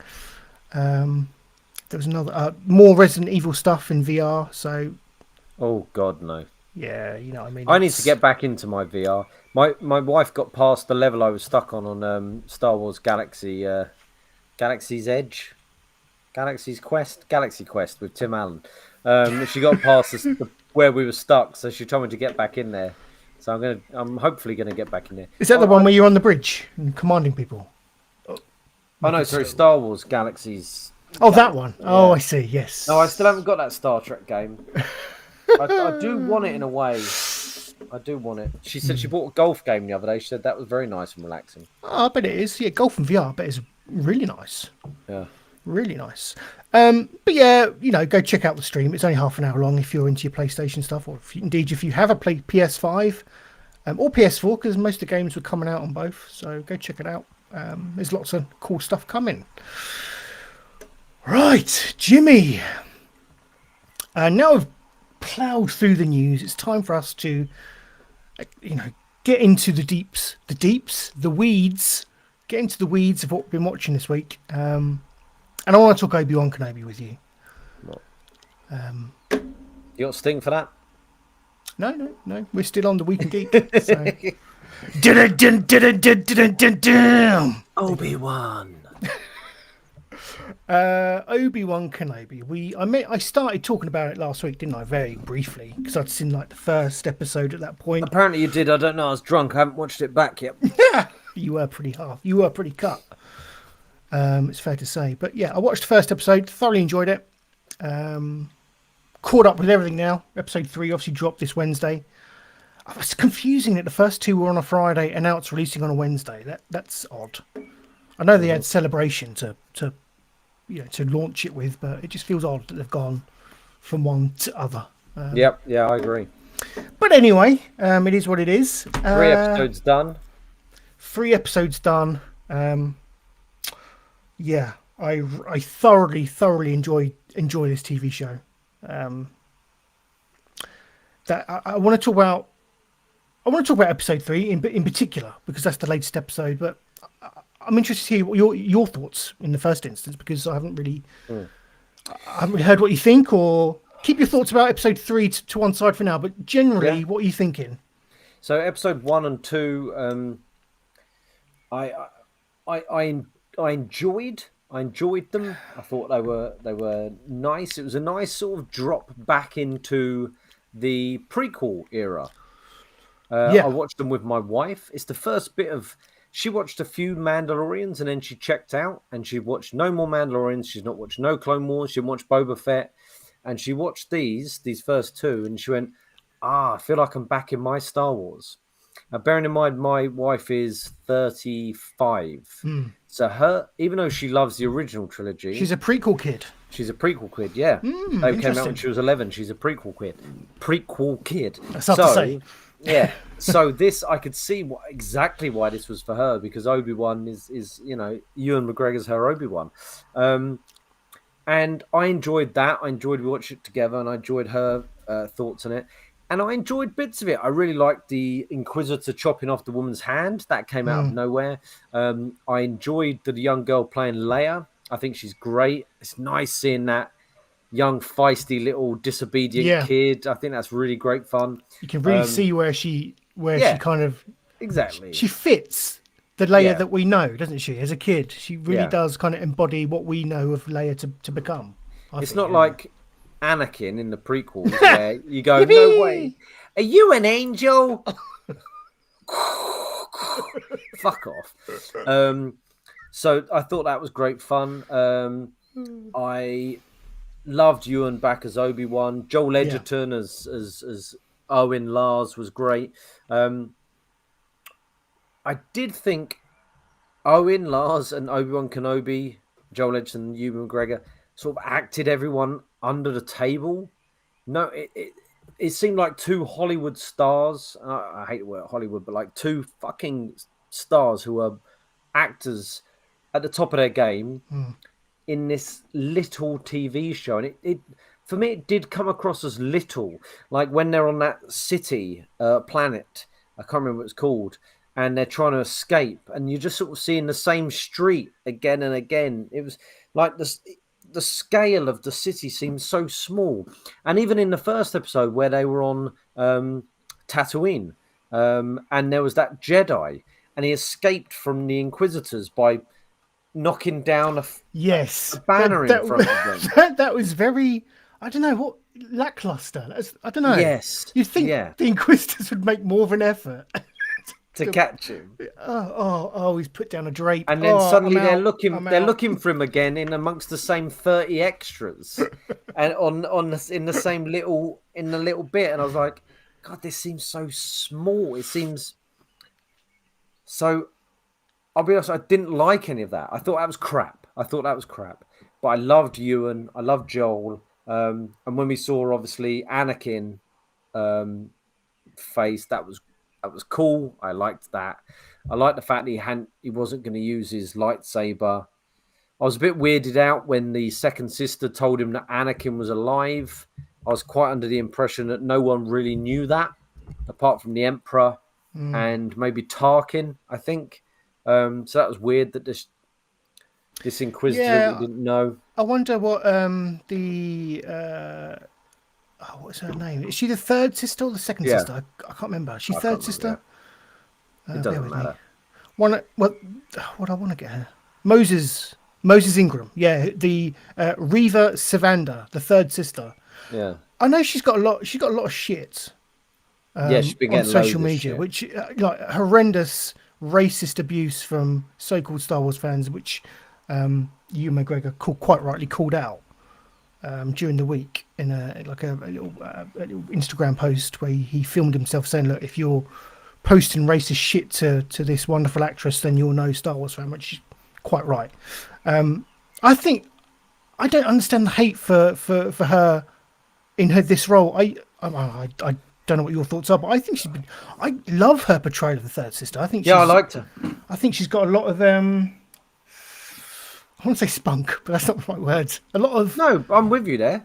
I'm with you. That I know what you mean. I don't know, like she's very. I thought kind of no, I don't know. I don't know what I'm trying to say, Jimmy, but she's got I'm with- something. I'm with you, Stu. Should I just go with spunk? She has she spunk. she seemed bitter. She seemed Yeah. angry. Yeah. She's I'm really surprised at racism towards her. I don't quite get that. I don't know what people's in this beef is with tonight. her. I don't know. And as I said, I thought she was good. She was I thought she was quite intimidating. My only issue with her was I didn't find her intimidating towards Obi-Wan because I hadn't seen her do enough for Obi-Wan to be intimidated. Do you know what I mean? We've seen Obi-Wan battle through the Clone Wars, Yeah. kill Darth Maul, battle Dooku, defeat Darth Vader, and then we have this Inquisitor who we've seen do nothing apart from cut off an old woman's hand, going, Obi-Wan. I'm like, why is he fucking scared of her? I know he's cut himself off for the Force. It's been years. He hasn't touched his lightsaber. But I didn't like that. I didn't quite get the... We should have seen her do more shit to make her scary and a formidable foe to Obi-Wan. They keep alluding to...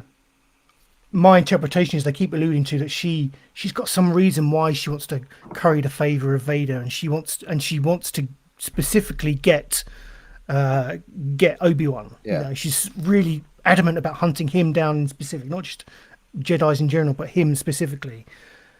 I wonder if they're hinting to maybe a past between the two. I don't know what that is. I hope that's revealed. Otherwise, I don't think they will earn, her portrayal and Obi's reaction to her. So they showed the younglings escaping at the start of Order 66, and my suspicion is she was one of those younglings, because otherwise, why would they show those younglings? What would have been the point of that? And there was a couple of, I think there was two black girls in that mix. Right. So I reckon she was one of them, because some of the Inquisitors were taken from, the Jedi. Well, they are Jedis who've rejected the Jedi Order, I believe, aren't they? So whatever, all something Force like sensitive kids that have been got. And I loved that opening. As soon as when they opened up in Order 66, I was like, yes, brilliant. Yeah, it hit hard, didn't it? Because that week we'd had the Texas shooting, and I think they subsequently put a warning, before that episode. It was quite. I don't know. It just hit a bit harder than it probably would have done usually for me, anyway. Let's move away from that, Stu. Yeah, move on. But yeah, I've enjoyed bits, but I thought there was some weak bits. I mean, there's the bit where the bassist from the Red Hot Chili Peppers, Flea, and his guys were chasing Leia in the forest. That was poor. They're bumping into trees.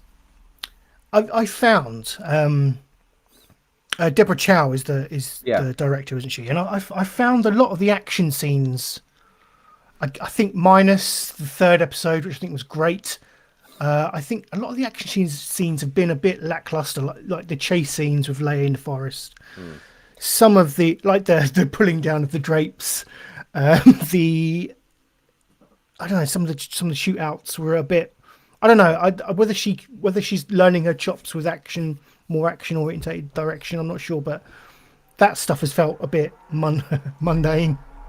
I'm with you, Stu. How easy would it have been to have put her going in tunnels underground that had been dug to escape them, or going up a tree?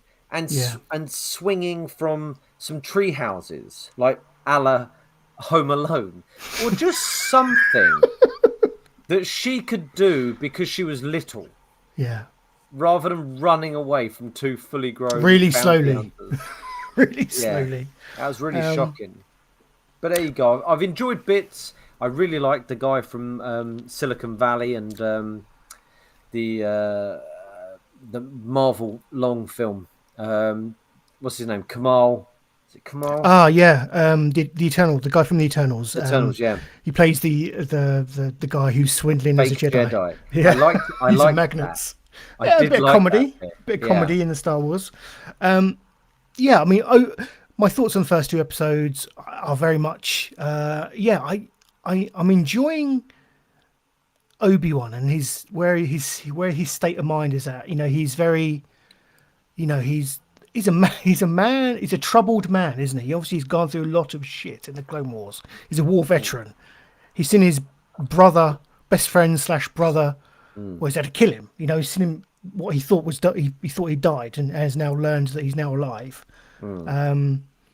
So I'm loving the portrayal that Ewan McGregor is giving Obi-Wan. It's lovely to see him back as Obi-Wan. Yeah. It feels like he's really enjoying the role as well, and really, the performance is really good. We was worried about his accent. I think it's pretty good. I think. I think it's great. He does weirdly kind of slip into American at sometimes, I find. Yeah. Do you think one issue is that she was the one that revealed to him that Anakin was alive, just like out of nowhere? Yeah. Is she the one who should have done that, or should it have come when he met Vader again? Should he have lifted his mask off?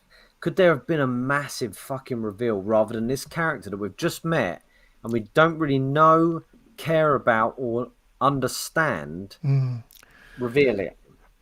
Yeah, that's fair. I think it would have had more. Nowhere, didn't it? It did, and it would have had more impact if it was Vader doing it. In that do you not showdown. recognise my voice? No, But saying, I've got no idea. But saying that, I thought that whole third episode was pretty magical stuff. That's some of the best Star Wars I've seen in a long time. Just the portrayal of Vader. I've been reading a lot of the Marvel comics, the recent one of Marvel comics, and in those Vader he's like brutal, and the portrayal of Vader in episode 3 of this show is really close to that for me. When he's just walking through that small village, just like choking people, fuzzing them against the walls, and just like he doesn't give a shit. It's almost like a Michael Myers type character, isn't it? Just like a relentless force. And I thought that was fantastic. And and the showdown between himself and Obi-Wan was great. The fact that just little things like the fact that Vader's just using one hand throughout the whole battle, just to it's like he's toying with Obi-Wan.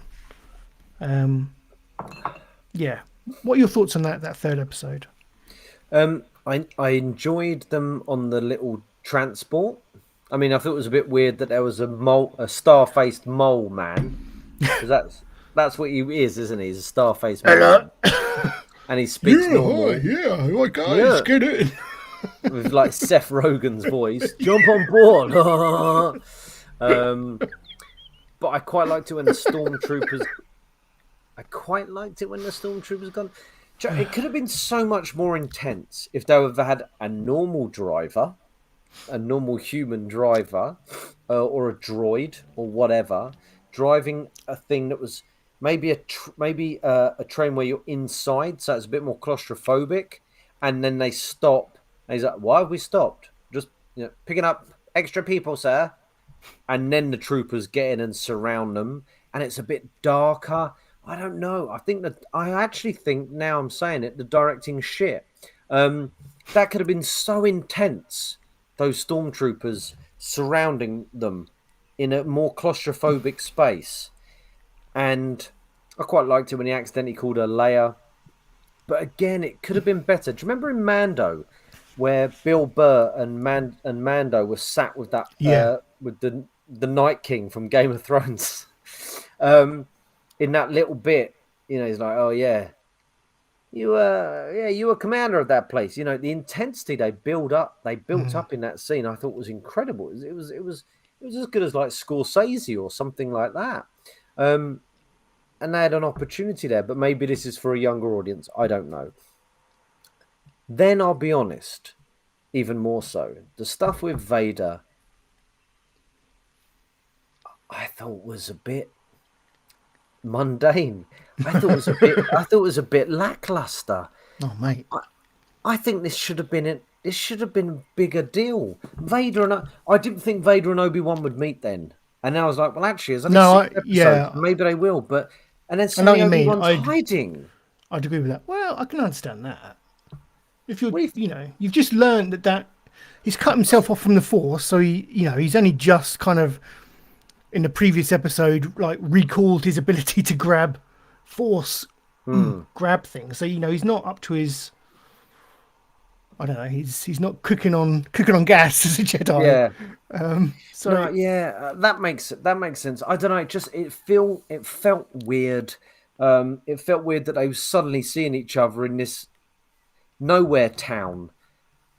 It just seems so small scale. And then he was like, and running away behind a rock. And then they had a little fight. I think going from what we saw in Revenge of the Sith, where they went fucking belter at each other. Yes, I didn't expect them to go like that, but I was still expecting more than this. And I did like the fire bit, I think, when he put him in the fire. But again, I think for me, it just seems so small scale for this thing. I think that should have been absolutely epic. Vader and Obi-Wan going at it. But maybe that was the point, to go small scale. I don't know. I wasn't blown away by it, I'll be honest. I wasn't blown away. That's interesting. That's interesting how we've come at it from two different points of view. I would agree with you. I was surprised they went when they did for the confrontation. Do we think we get another one? Or do you think that's it? Would you want to see another one? Yeah, we definitely... I think now we sort of need another one where... Yeah, I mean, I didn't think I didn't think he was going to touch his lightsaber till the last episode. Do you know what I mean? It felt like they were leading up to it. He's not going to touch it. And he just had it because he was using blasters. So uncivilized. He was using blasters. And I thought, okay, Vader's here, but he's probably not going to get his lightsaber out. He just seemed so scared. And I get it that he's taken aback. I don't know. There was something too lackluster about it for me. And too small scale. It's a massive event. I think we do. I think we have to get another confrontation. I mean, they've been teasing the fact that he's trying to communicate with Qui-Gon. So I'm assuming we get a Qui-Gon either voiceover or Liam Neeson's going to be in it at some point. And I don't know whether we get a training montage. Who knows? Obi-Wan just training him and Tatooine, just running down a beach with a ghost of Qui-Gon. Ghost of Qui-Gon on his shoulders. Yeah. Oh yeah. Like Rocky 3. Rocky 3, yeah. Whatever. So that's where I'm anticipating it to go. Because when they meet again, does Vader assume like Obi-Wan is dead at that point? I don't know. When they meet in A New Hope, he says, I sent a presence I haven't sensed since. And that's it. When we met last time, you were the master and I was but the apprentice. Something like that. We're paraphrasing. Like that. Yeah, but it's something like that. It's like you were the master and I was... Now it's, tables are turned. Now I am the master. Blah, blah, blah. That didn't seem like he was still the master there. I think, even though he's cut himself off from the Force, like Luke had, Luke still turned up at the end of Last Jedi and was a fucking badass in that scene with Kylo Ren, wasn't he? It's interesting you bring up the Last Jedi. Sorry, Jimmy, have you got a point to end? No, because I ramble on if I don't. No. and I can see a lot of similarities between this. Certainly, Obi-Wan's portrayal and Luke in Last Jedi. You know, they're both pretty much both in similar mental states, aren't they? They've like closed themselves off from the Force. They've kind of removed themselves. You know, they're almost in hiding. Obviously, Obi-Wan is keeping an eye on Luke. Interesting that they went with Leia and not Luke. I enjoyed that kind of bait and switch. Yeah, me too.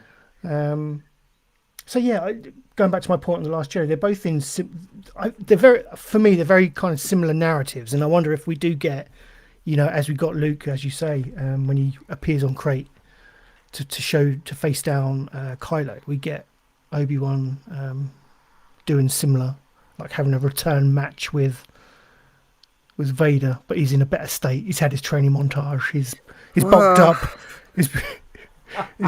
His meal prep is ready. He's all good. It just feels like Obi-Wan beat Vader. He did. Like he was an incredible duelist, and yeah, I'm a little bit upset that he's like how he is. I could get if he didn't want to use his power, like Yoda in Empire. You know, like, you know, do your thing, and then he raises an X-wing. You know. Or Mr. Miyagi in The Karate Kid, going back to montages. He's very slow, but when he has to fight, fucking he does them all, doesn't he? He lets Daniel's son do his thing, but he can still do it.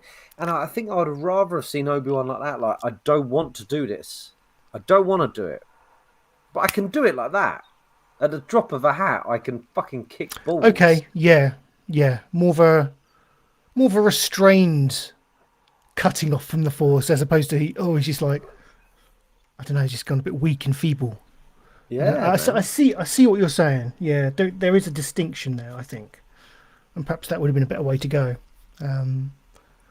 Yeah, interesting. But are you enjoying it though? I'm getting the impression you're not really enjoying it.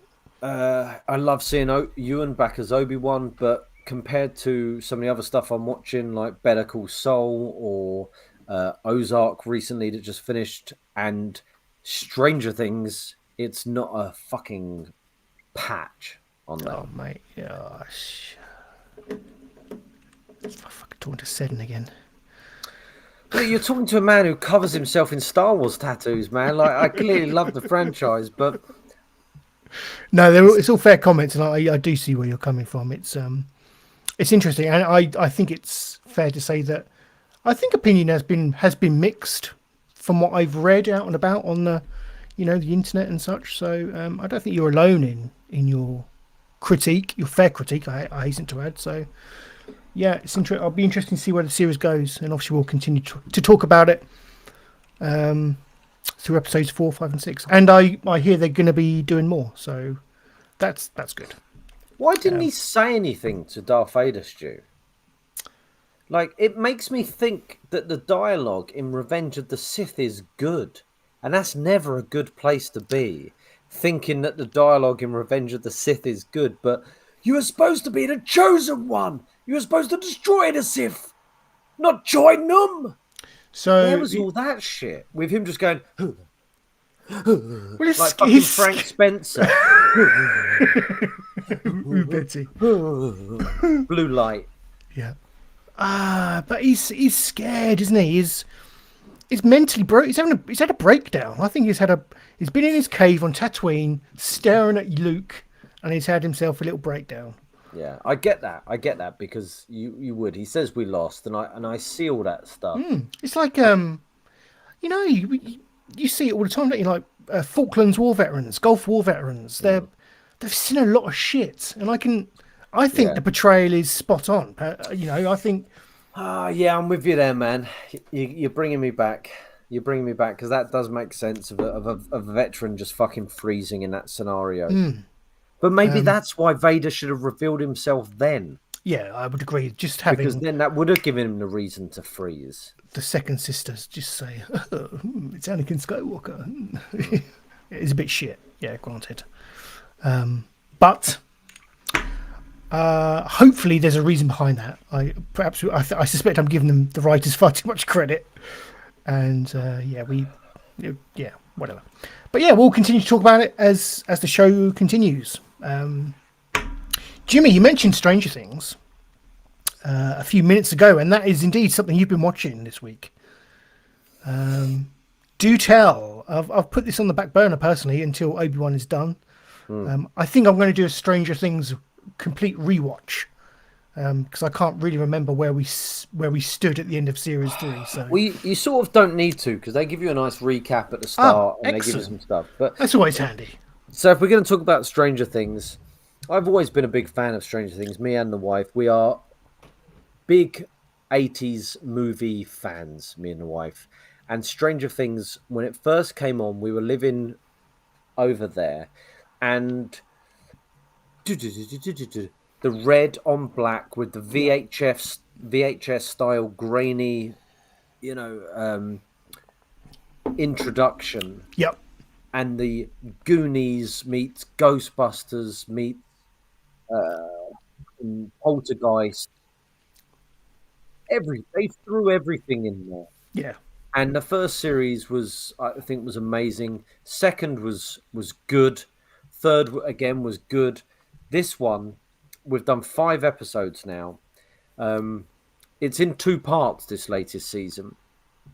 So we're gonna have to wait for season 4, part 2. But this has been, for me, wonderful, absolutely wonderful. They're all so much bigger, the actors, and I hate what's her name, Billy Bob Thornton, as we spoke about before. Pain in the, in Enola Holmes, I hate her, and I spoke about her taxi driver, didn't I? Who was on a previous show, who said she was rapping in the back of his car. Yeah. As 11, she's brilliant. her American accent isn't grating. She's great. Everyone's back. There's some surprises. It's different villains. The soundtrack's amazing. It's wonderful, man. Like, it's so good. They haven't missed a beat. In fact, I think they've got better. Alex Roth, sometime listener of the show, said this season has been his favorite season. If I wasn't sat here now, I'd be, getting back involved because it was so fucking good. Can you explain where we are narratively to the audience, because I need a wee. Okay, and sure. It's difficult because there's only 2 of us now. So can you keep listening? Can you keep hearing me? Yes. No. Yes, I can. Oh. Yes, I can. Okay. Yeah, I'll just mute my mic. Yeah. Well, at the end of season 3, I mean, leave your screen on, so that at least it feels like I'm talking to someone. I'll just talk to your bed, Stu. At the end of season 3, we had the big. Why haven't you gone for a wee yet, Stu? Like, go. I'm trying to sort out my. I'm trying to put. Oh, I don't know. I'm just gonna go. You just talk. Go. Just go. Just go. Okay. My God, this guy.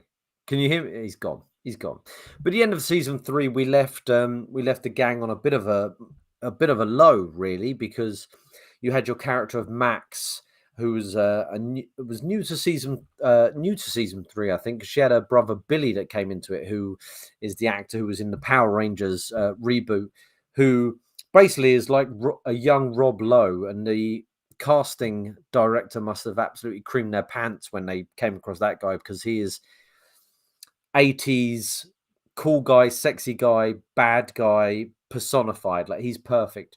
And at the end of series 3, he had been absolutely destroyed by, I can't remember if it was the Mind Flayer or one of the big, it was a big bad in Stranger Things, pumped him full of all his tubes, his meaty tubes, and killed him, which his sister or stepsister had to see.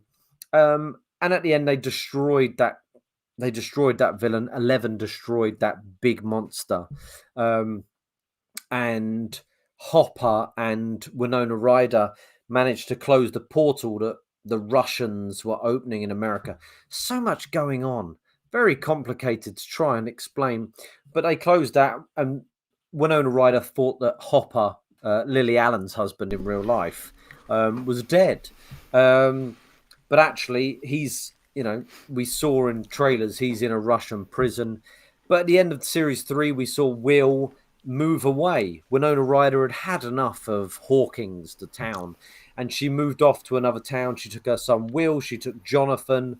Obviously, Jonathan was leaving his girlfriend, and they took 11 with them because they were going to look after 11, and 11 had lost her powers.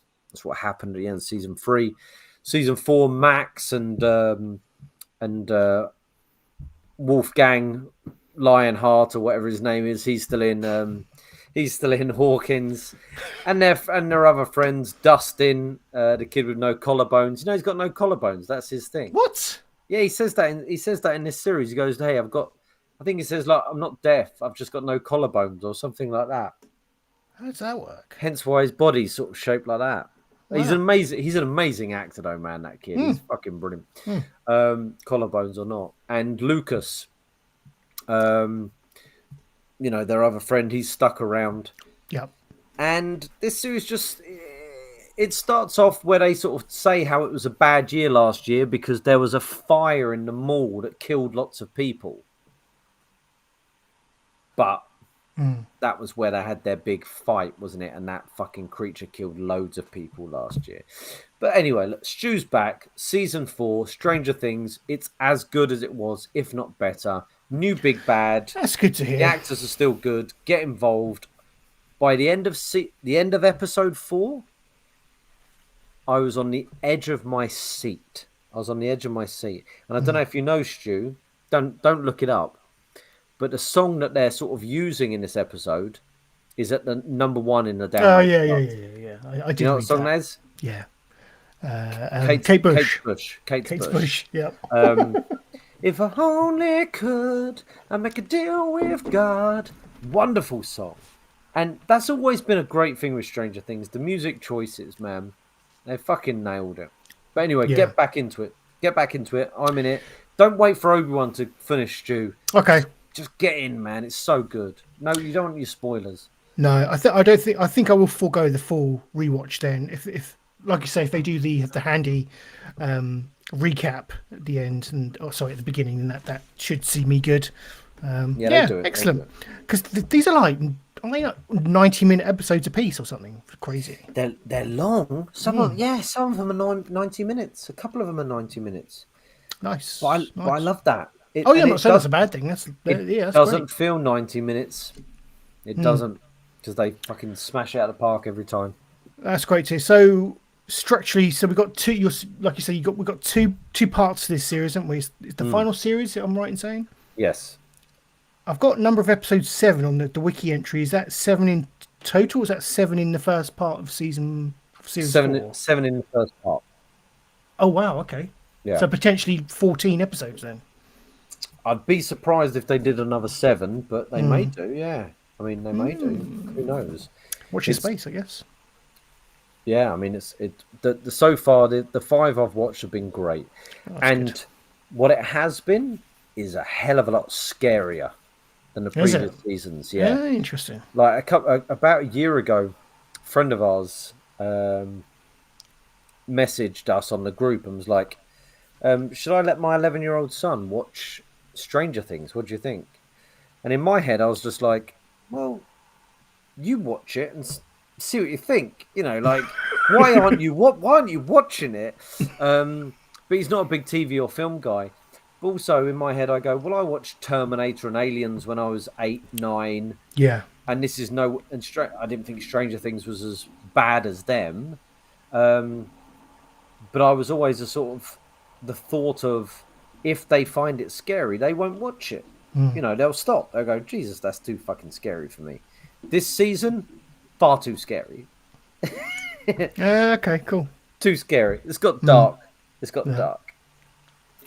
It sounds really good. I don't know why, but I just haven't been pumped for this series. I don't know why that is. I think a lot of it might have been, has it played out for me? Have they done the same thing for too long? Yeah. But I mean, do they do anything different? You're saying it's a lot scarier, so that kind of maybe a switch in tone has happened, but yeah, they definitely do something different. Yeah. Well, that's good. That's good to know. I'm with you. I could have probably waited. Because sometimes you don't watch something for so long, and you go, I can wait. But the wife was like, Stranger Things. I was like, yeah. And as soon as we did that first, I don't know, probably like 20 minutes, I was like, I remember how good this is. Yeah, cool. And I that's think a good sign. A big thing is some of the characters in it, Dustin for one, and Steve. They're so interesting to watch. And I said to the wife, because obviously there's different stories going on. She's like, I don't necessarily love this story. And I was like, yeah, but it's still, everything is character building. Everything, you need different stories going on. You need to give all the characters reasons for being where they are and their stories going. And the character building on all of them is so good. That's one thing I was going to talk about when I talk about Star Trek Prodigy, this cartoon on Nickelodeon about Star Trek. Yeah. Within a few episodes, I cared more about these cartoon characters than any of the characters in all the other Star Trek shows with live action. I knew who they were. I knew their names. They actually had backstories and personalities and stuff. And that's so important in shows. And a lot of shows nowadays don't bother. Don't bother. Yeah. And we've watched these kids grow up. It's yeah, you do feel invested with them, don't you? They have grown up on screen in front of our eyes. And they are, they are the every kids, aren't they? They are the losers who play Dungeons and Dragons, and that I certainly can empathize with them a great deal, and I think that's part of the joy for me. I think they're just well written, likable, relatable characters, and I think if you do that, then you can't go far wrong really in a TV show. Excellent. Well, I'm glad. It's good to hear that's it's good at the very least. That's great. What else, Jimmy, have you got for us? Well, I'm conscious of the time. Okay. And there's other things, but we can save that for next week. I really want to talk about Obi-Wan and Stranger Things, and And that's what we've done. That's what we've done. And Johnny. Yeah. Okay, it's that time of the week where we conduct our highly scientific experiment to see if the past can still make us laugh.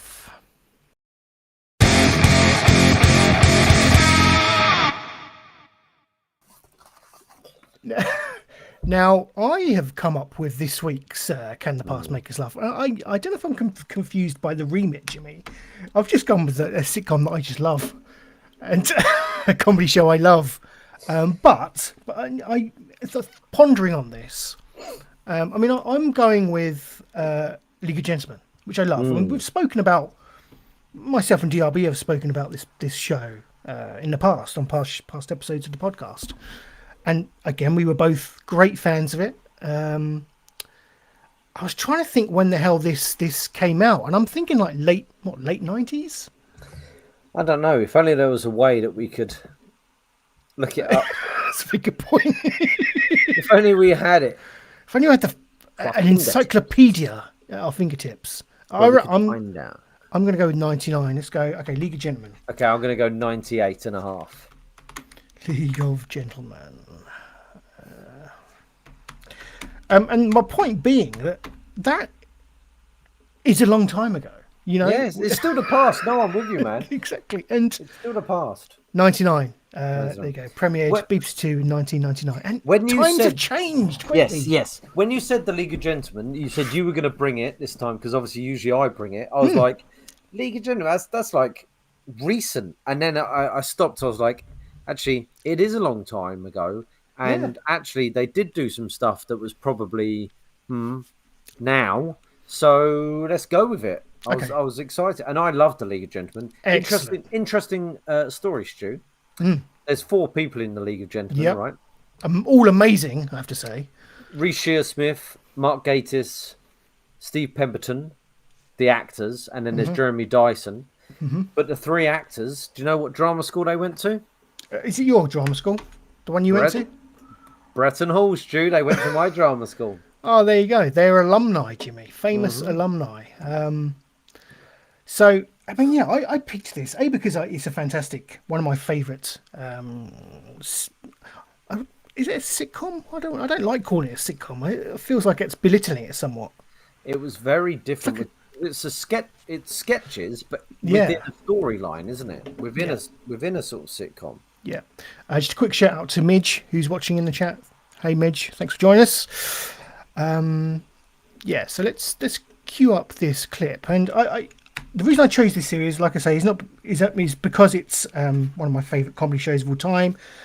But it's very dark. It's a very, very dark show that in today's, highly sensitized, sensitized, that's what I was, highly sensitive, woke, Me Too kind of world that we live in. Jesus. I'm excited to see which clip you pick. Well, I hope I haven't oversold it. But, they had a habit of picking at parts of society that could be troublesome, whether it was the inbred, local communities,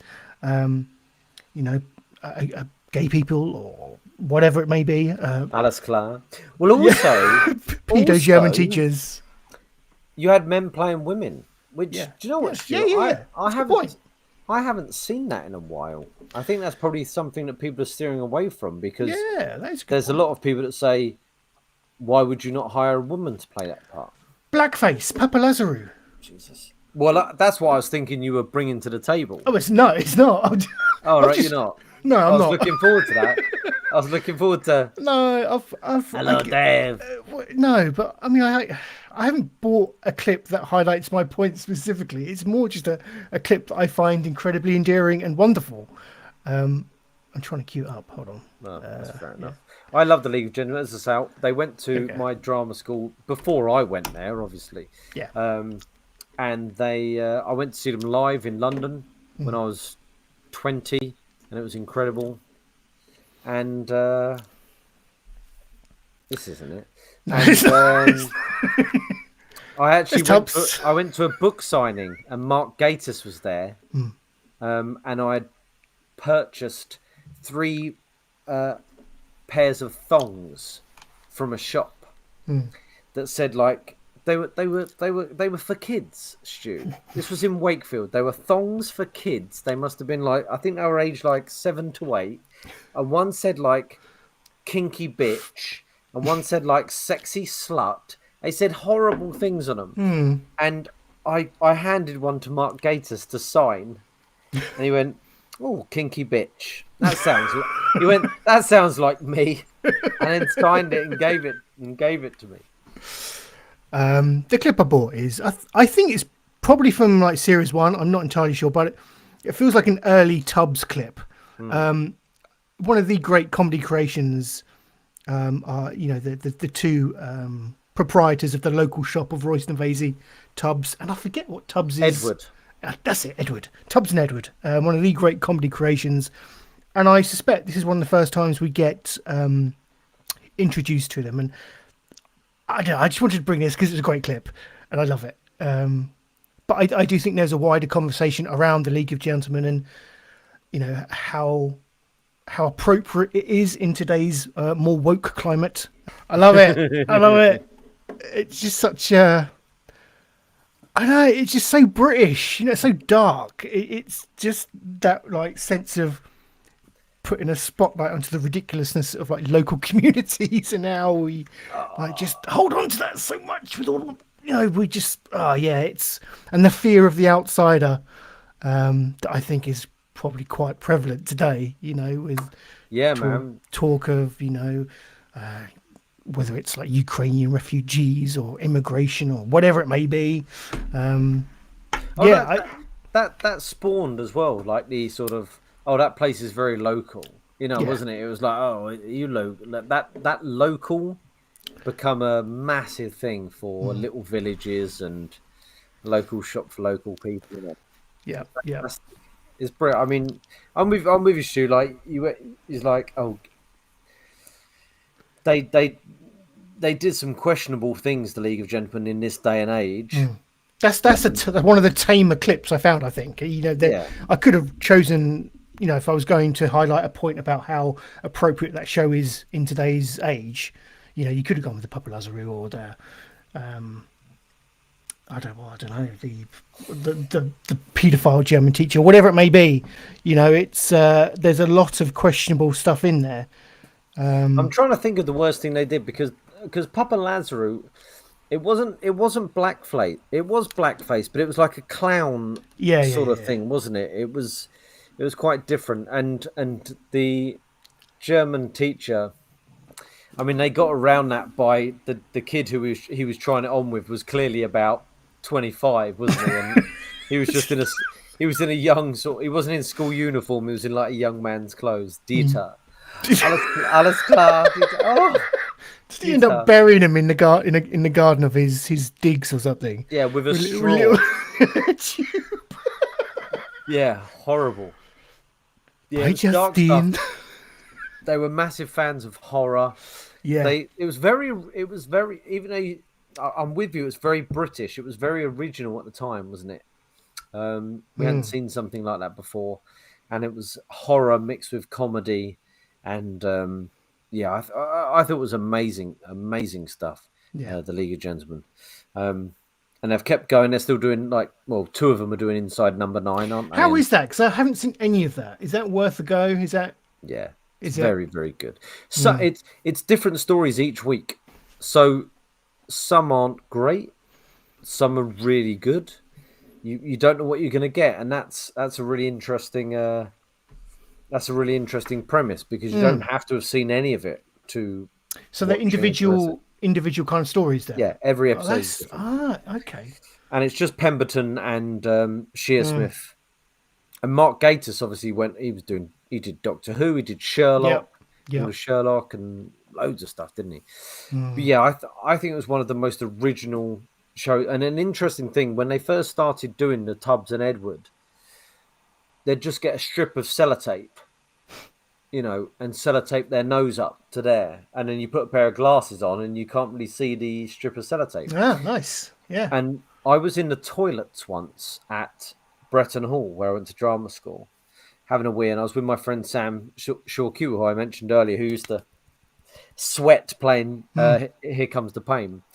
And a guy walked into the toilets wearing like a basketball vest and a beanie and glasses, and his nose was a bit turned up. He's going, he's making all these weird noises, and he stood in between us as we were weird, and we're like, his nose is up here, beanie, basket. We're like, what the? I finished quick, washed my hands, walked out. Sam got out pretty fucking quick as well. We're like, what the fuck? Because this is on campus, and you knew most of the people. And then out he walked, pulled sellotape off his nose, and it was Roggy. Roggy. But he was unrecognisable with this tissue, sellotape and glasses, like that. Suddenly he was unrecognisable. Beanie. Yeah, I can visualise it. Yeah. Yeah, you're like, who the fuck is that? He scared the hell out of us. He was like, we're like, what are you doing, Roggy? For Christ's sake. Good old Roggy. So there we go. Just a fantastic. I don't want this segment to descend into just what's our favourite sitcoms, although that would be good. But I do think League of Gentlemen fits the remit. It's could be considered a difficult watch in this current climate. So, but I think its class outweighs any difficultness. To be honest, it's totally original. I think they've cut some things out recently. Have they? Some words. Right. There's one episode where it's weird that they cut it out. There's two old women that run a charity shop. Yes. What's a good bag, that is? That's a good bag, dear. And a woman comes in selling them kids' clothes. Because she's obviously lost a kid. It's a bit of it's probably a bit too dark, really. It's not even that funny. But they talk about giving the clothes to the spastics. Right. Because Scope Yeah. The charity used to be called the Spastic Society. Indeed, yeah. So, have you been to the Spastic? You know, and it's I mean, it's kind of funny because they're two old women who don't know the words you should use because spastic became a massively derogatory term. But yeah, I'm pretty sure they cut a lot of that stuff out. That's interesting. Yeah. I think that's fair. Yeah, you know, well, it was pretty weak for the League of Gentlemen anyway. Really, like it's not that good. No, so that's a low ball, isn't it? Yeah. So there we go. My first submission into the annals of Can the Past Still Make Us Laugh. Didn't make you laugh, Jimmy? Yeah, of course. Yeah, Good. absolutely, Stu. Absolutely. Good. I think you need to take more risks, though. Okay. But I'm with you. Like, of course, I played it safe, and it is the past, and it made me laugh. Yeah. Okay. Right. With that being said, let's start the roundup of the show, the wrap up of the show rather, and we'll move on to Will It Stick? Oh.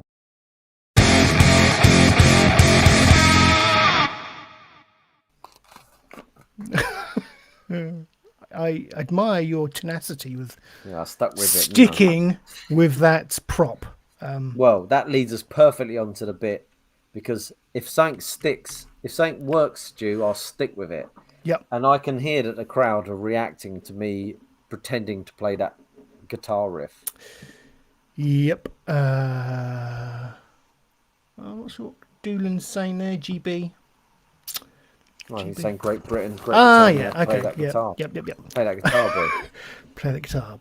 Right. Okay. So last week we had. What did we have? We had animals that look like celebrities. Is that right? Yes. And it started great because Madonna looked just like that frog. She did. Yeah, indeed, she did. And there was some good bits where Putin looked like the dog. Okay. But then it fell apart. It started looking like... This week, we have foodstuffs that look like celebrities. Ooh. And first up, we have... I'm excited. A pepper. That looks like Sylvester Stallone. That's good. That is good. I fear they're going big early again, though. So...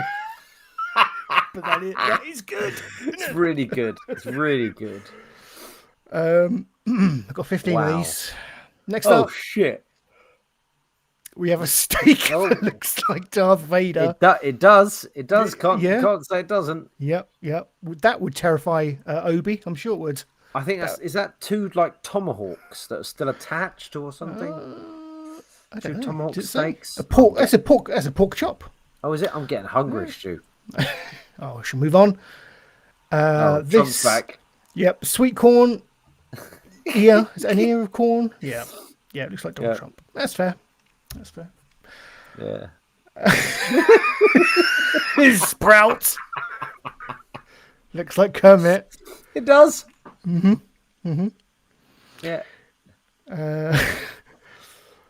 Someone just burnt that in with the stencil, went that's they? Bullshit. That's bullshit. It's like, I can see the Virgin Mary in my crisps.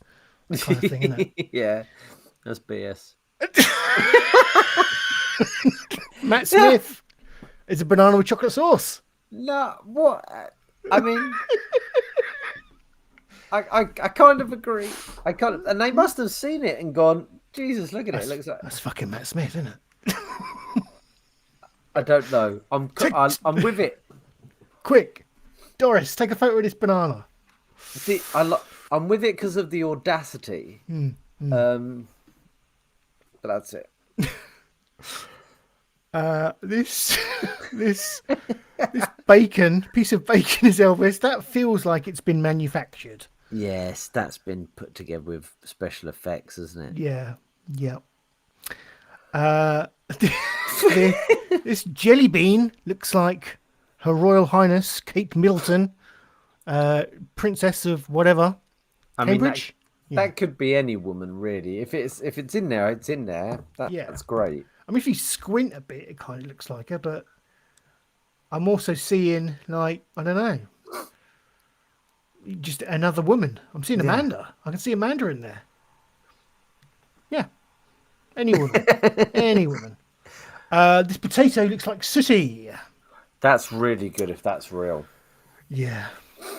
I don't think you can manufacture that. You can't chisel that out and then regraft the potato skin. You know, that's... I'll tell you what they've got as well. They've got that sort of little bulge on his left-hand side. Yeah. I think maybe... As if it's like fake. old I want to say Ronnie Corbett, but it's not. It's Matthew Corbett, isn't it? Yeah, Matthew Corbett, yeah. Matthew Corbett's hand. Is what, up the potato? Yeah. It's kind of like, that's what the bulge is, I assume. I'd like to hope it is. I don't like it's anything else. That is good. That is good. This onion looks like Whoopi Goldberg. It smells like Whoopi Goldberg. I love Whoopi Goldberg, and that is good, isn't it? Who spotted that, though? Who spotted that? Who knows? Who knows?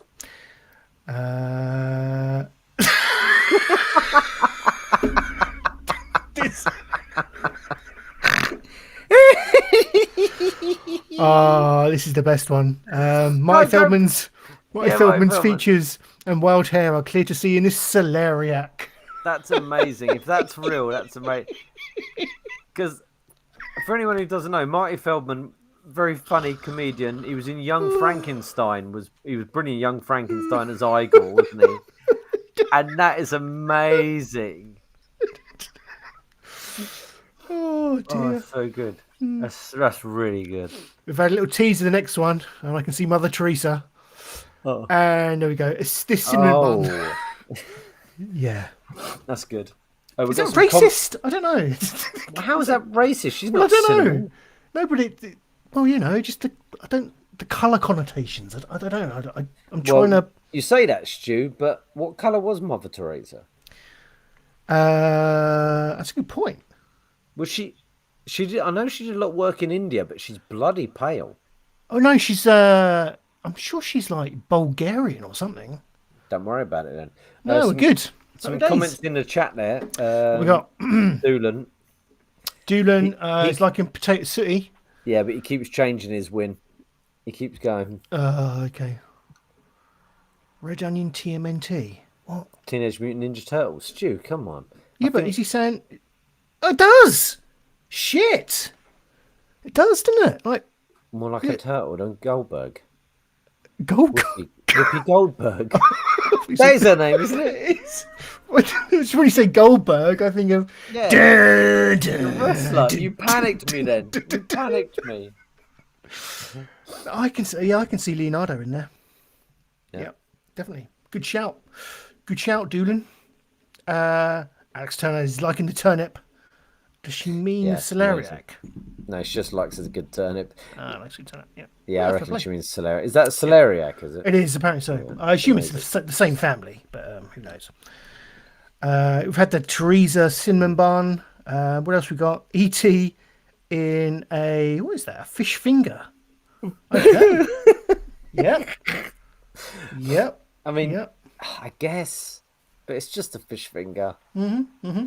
I'm getting so hungry in this bit, Stu. Really am. There we go. We've had Pinocchio already tonight. I'd say that looks more like Mandingo. There we go. And Aubergine has the same long pointy nose as Pinocchio. And lastly, it's a Kardashian. We've got Kardashian. Okay, there we go. That's that tomato. There we go.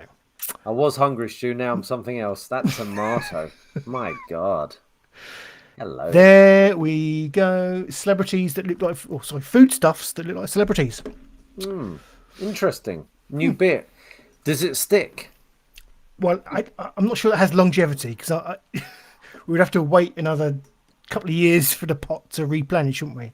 Yeah, it's pretty good though. It's pretty good. Pretty good. I'm liking these things that look like celebrities angle. Yeah, that's the thing that could possibly stick. But yeah, yes, we shall see. I'm with you there. I enjoyed it. I enjoyed it all. Good. Right, it is time now for us to finally wrap the show up with another quirky story for you in. And finally.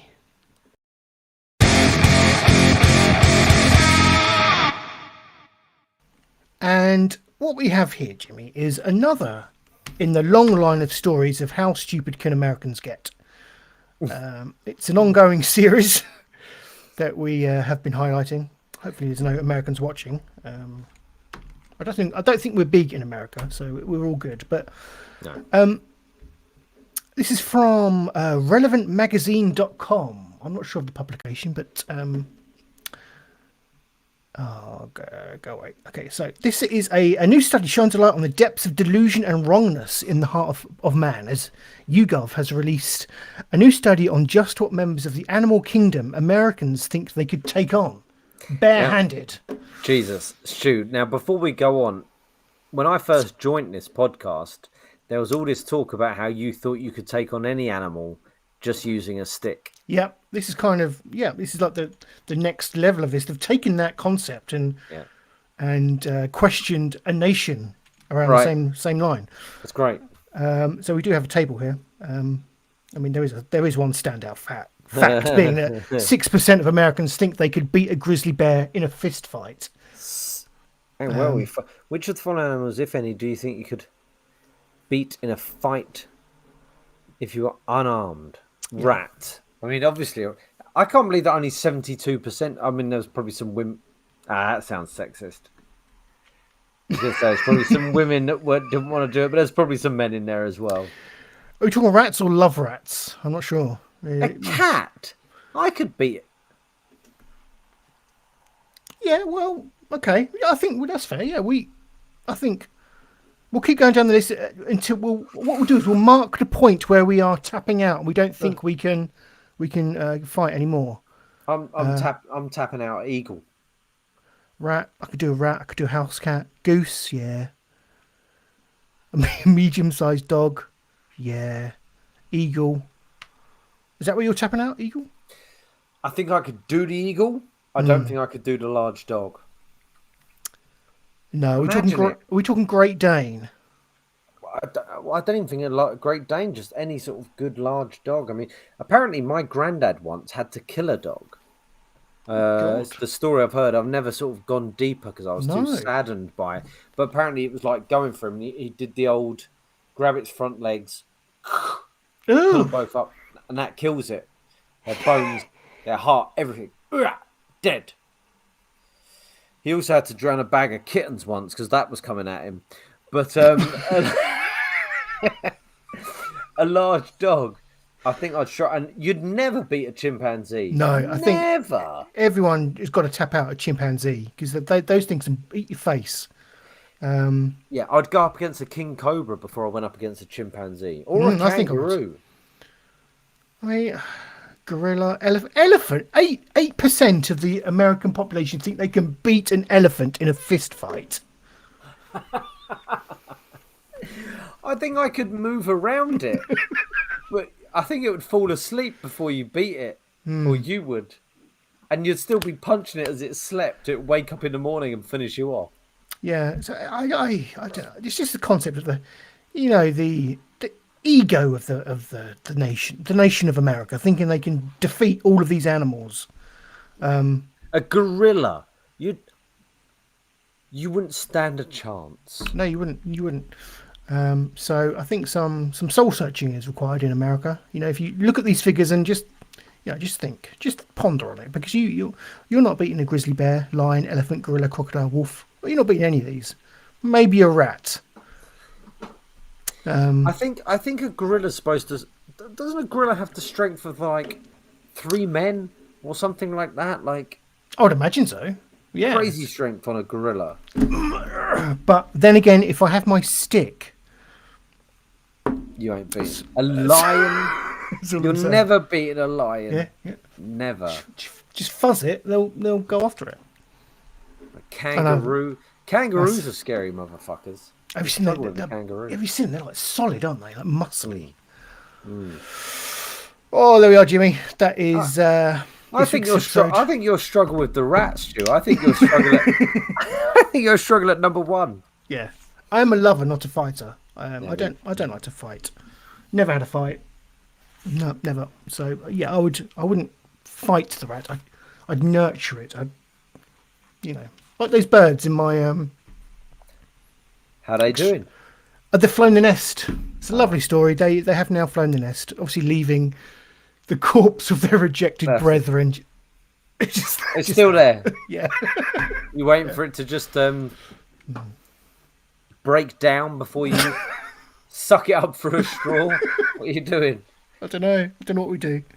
No. I don't know. Just let it crust up a bit. Yeah, and then give the beak to Benjamin to take it to school for show and tell. Make a necklace out of it. Right, there we go. That is the episode for the 3rd of June 2022. Thank you, Jimmy, for joining me. And thank you to everyone in the chat. Alex Turner, thank you. Colin Doolan, thank you. Midge, thank you. Roche Fox, we going with? Roche Fox? Roche, yeah. Roche Fox. Who else? Harry Boy Harry Tattoo. Boy. Thank you. John Simmons Scale Modelling. Go check out his channel. What else have we got? I think obviously Rock. Thank you, Rock. Oh, a question from Rock. I missed this. Sorry, Rock. Do you think koala crap smells like eucalyptus flavoured cough sweets? That's a good shout. I don't know. It's all they eat. It is. I must do then. Must do. And I think it's like 90% of them have chlamydia. I have read that. Yeah. Yeah. Yes, Rock. We think it does smell like eucalyptus flavoured cough sweets. But don't go too close to it because you could get chlamydia. Yeah. Roggy, thanks for joining us.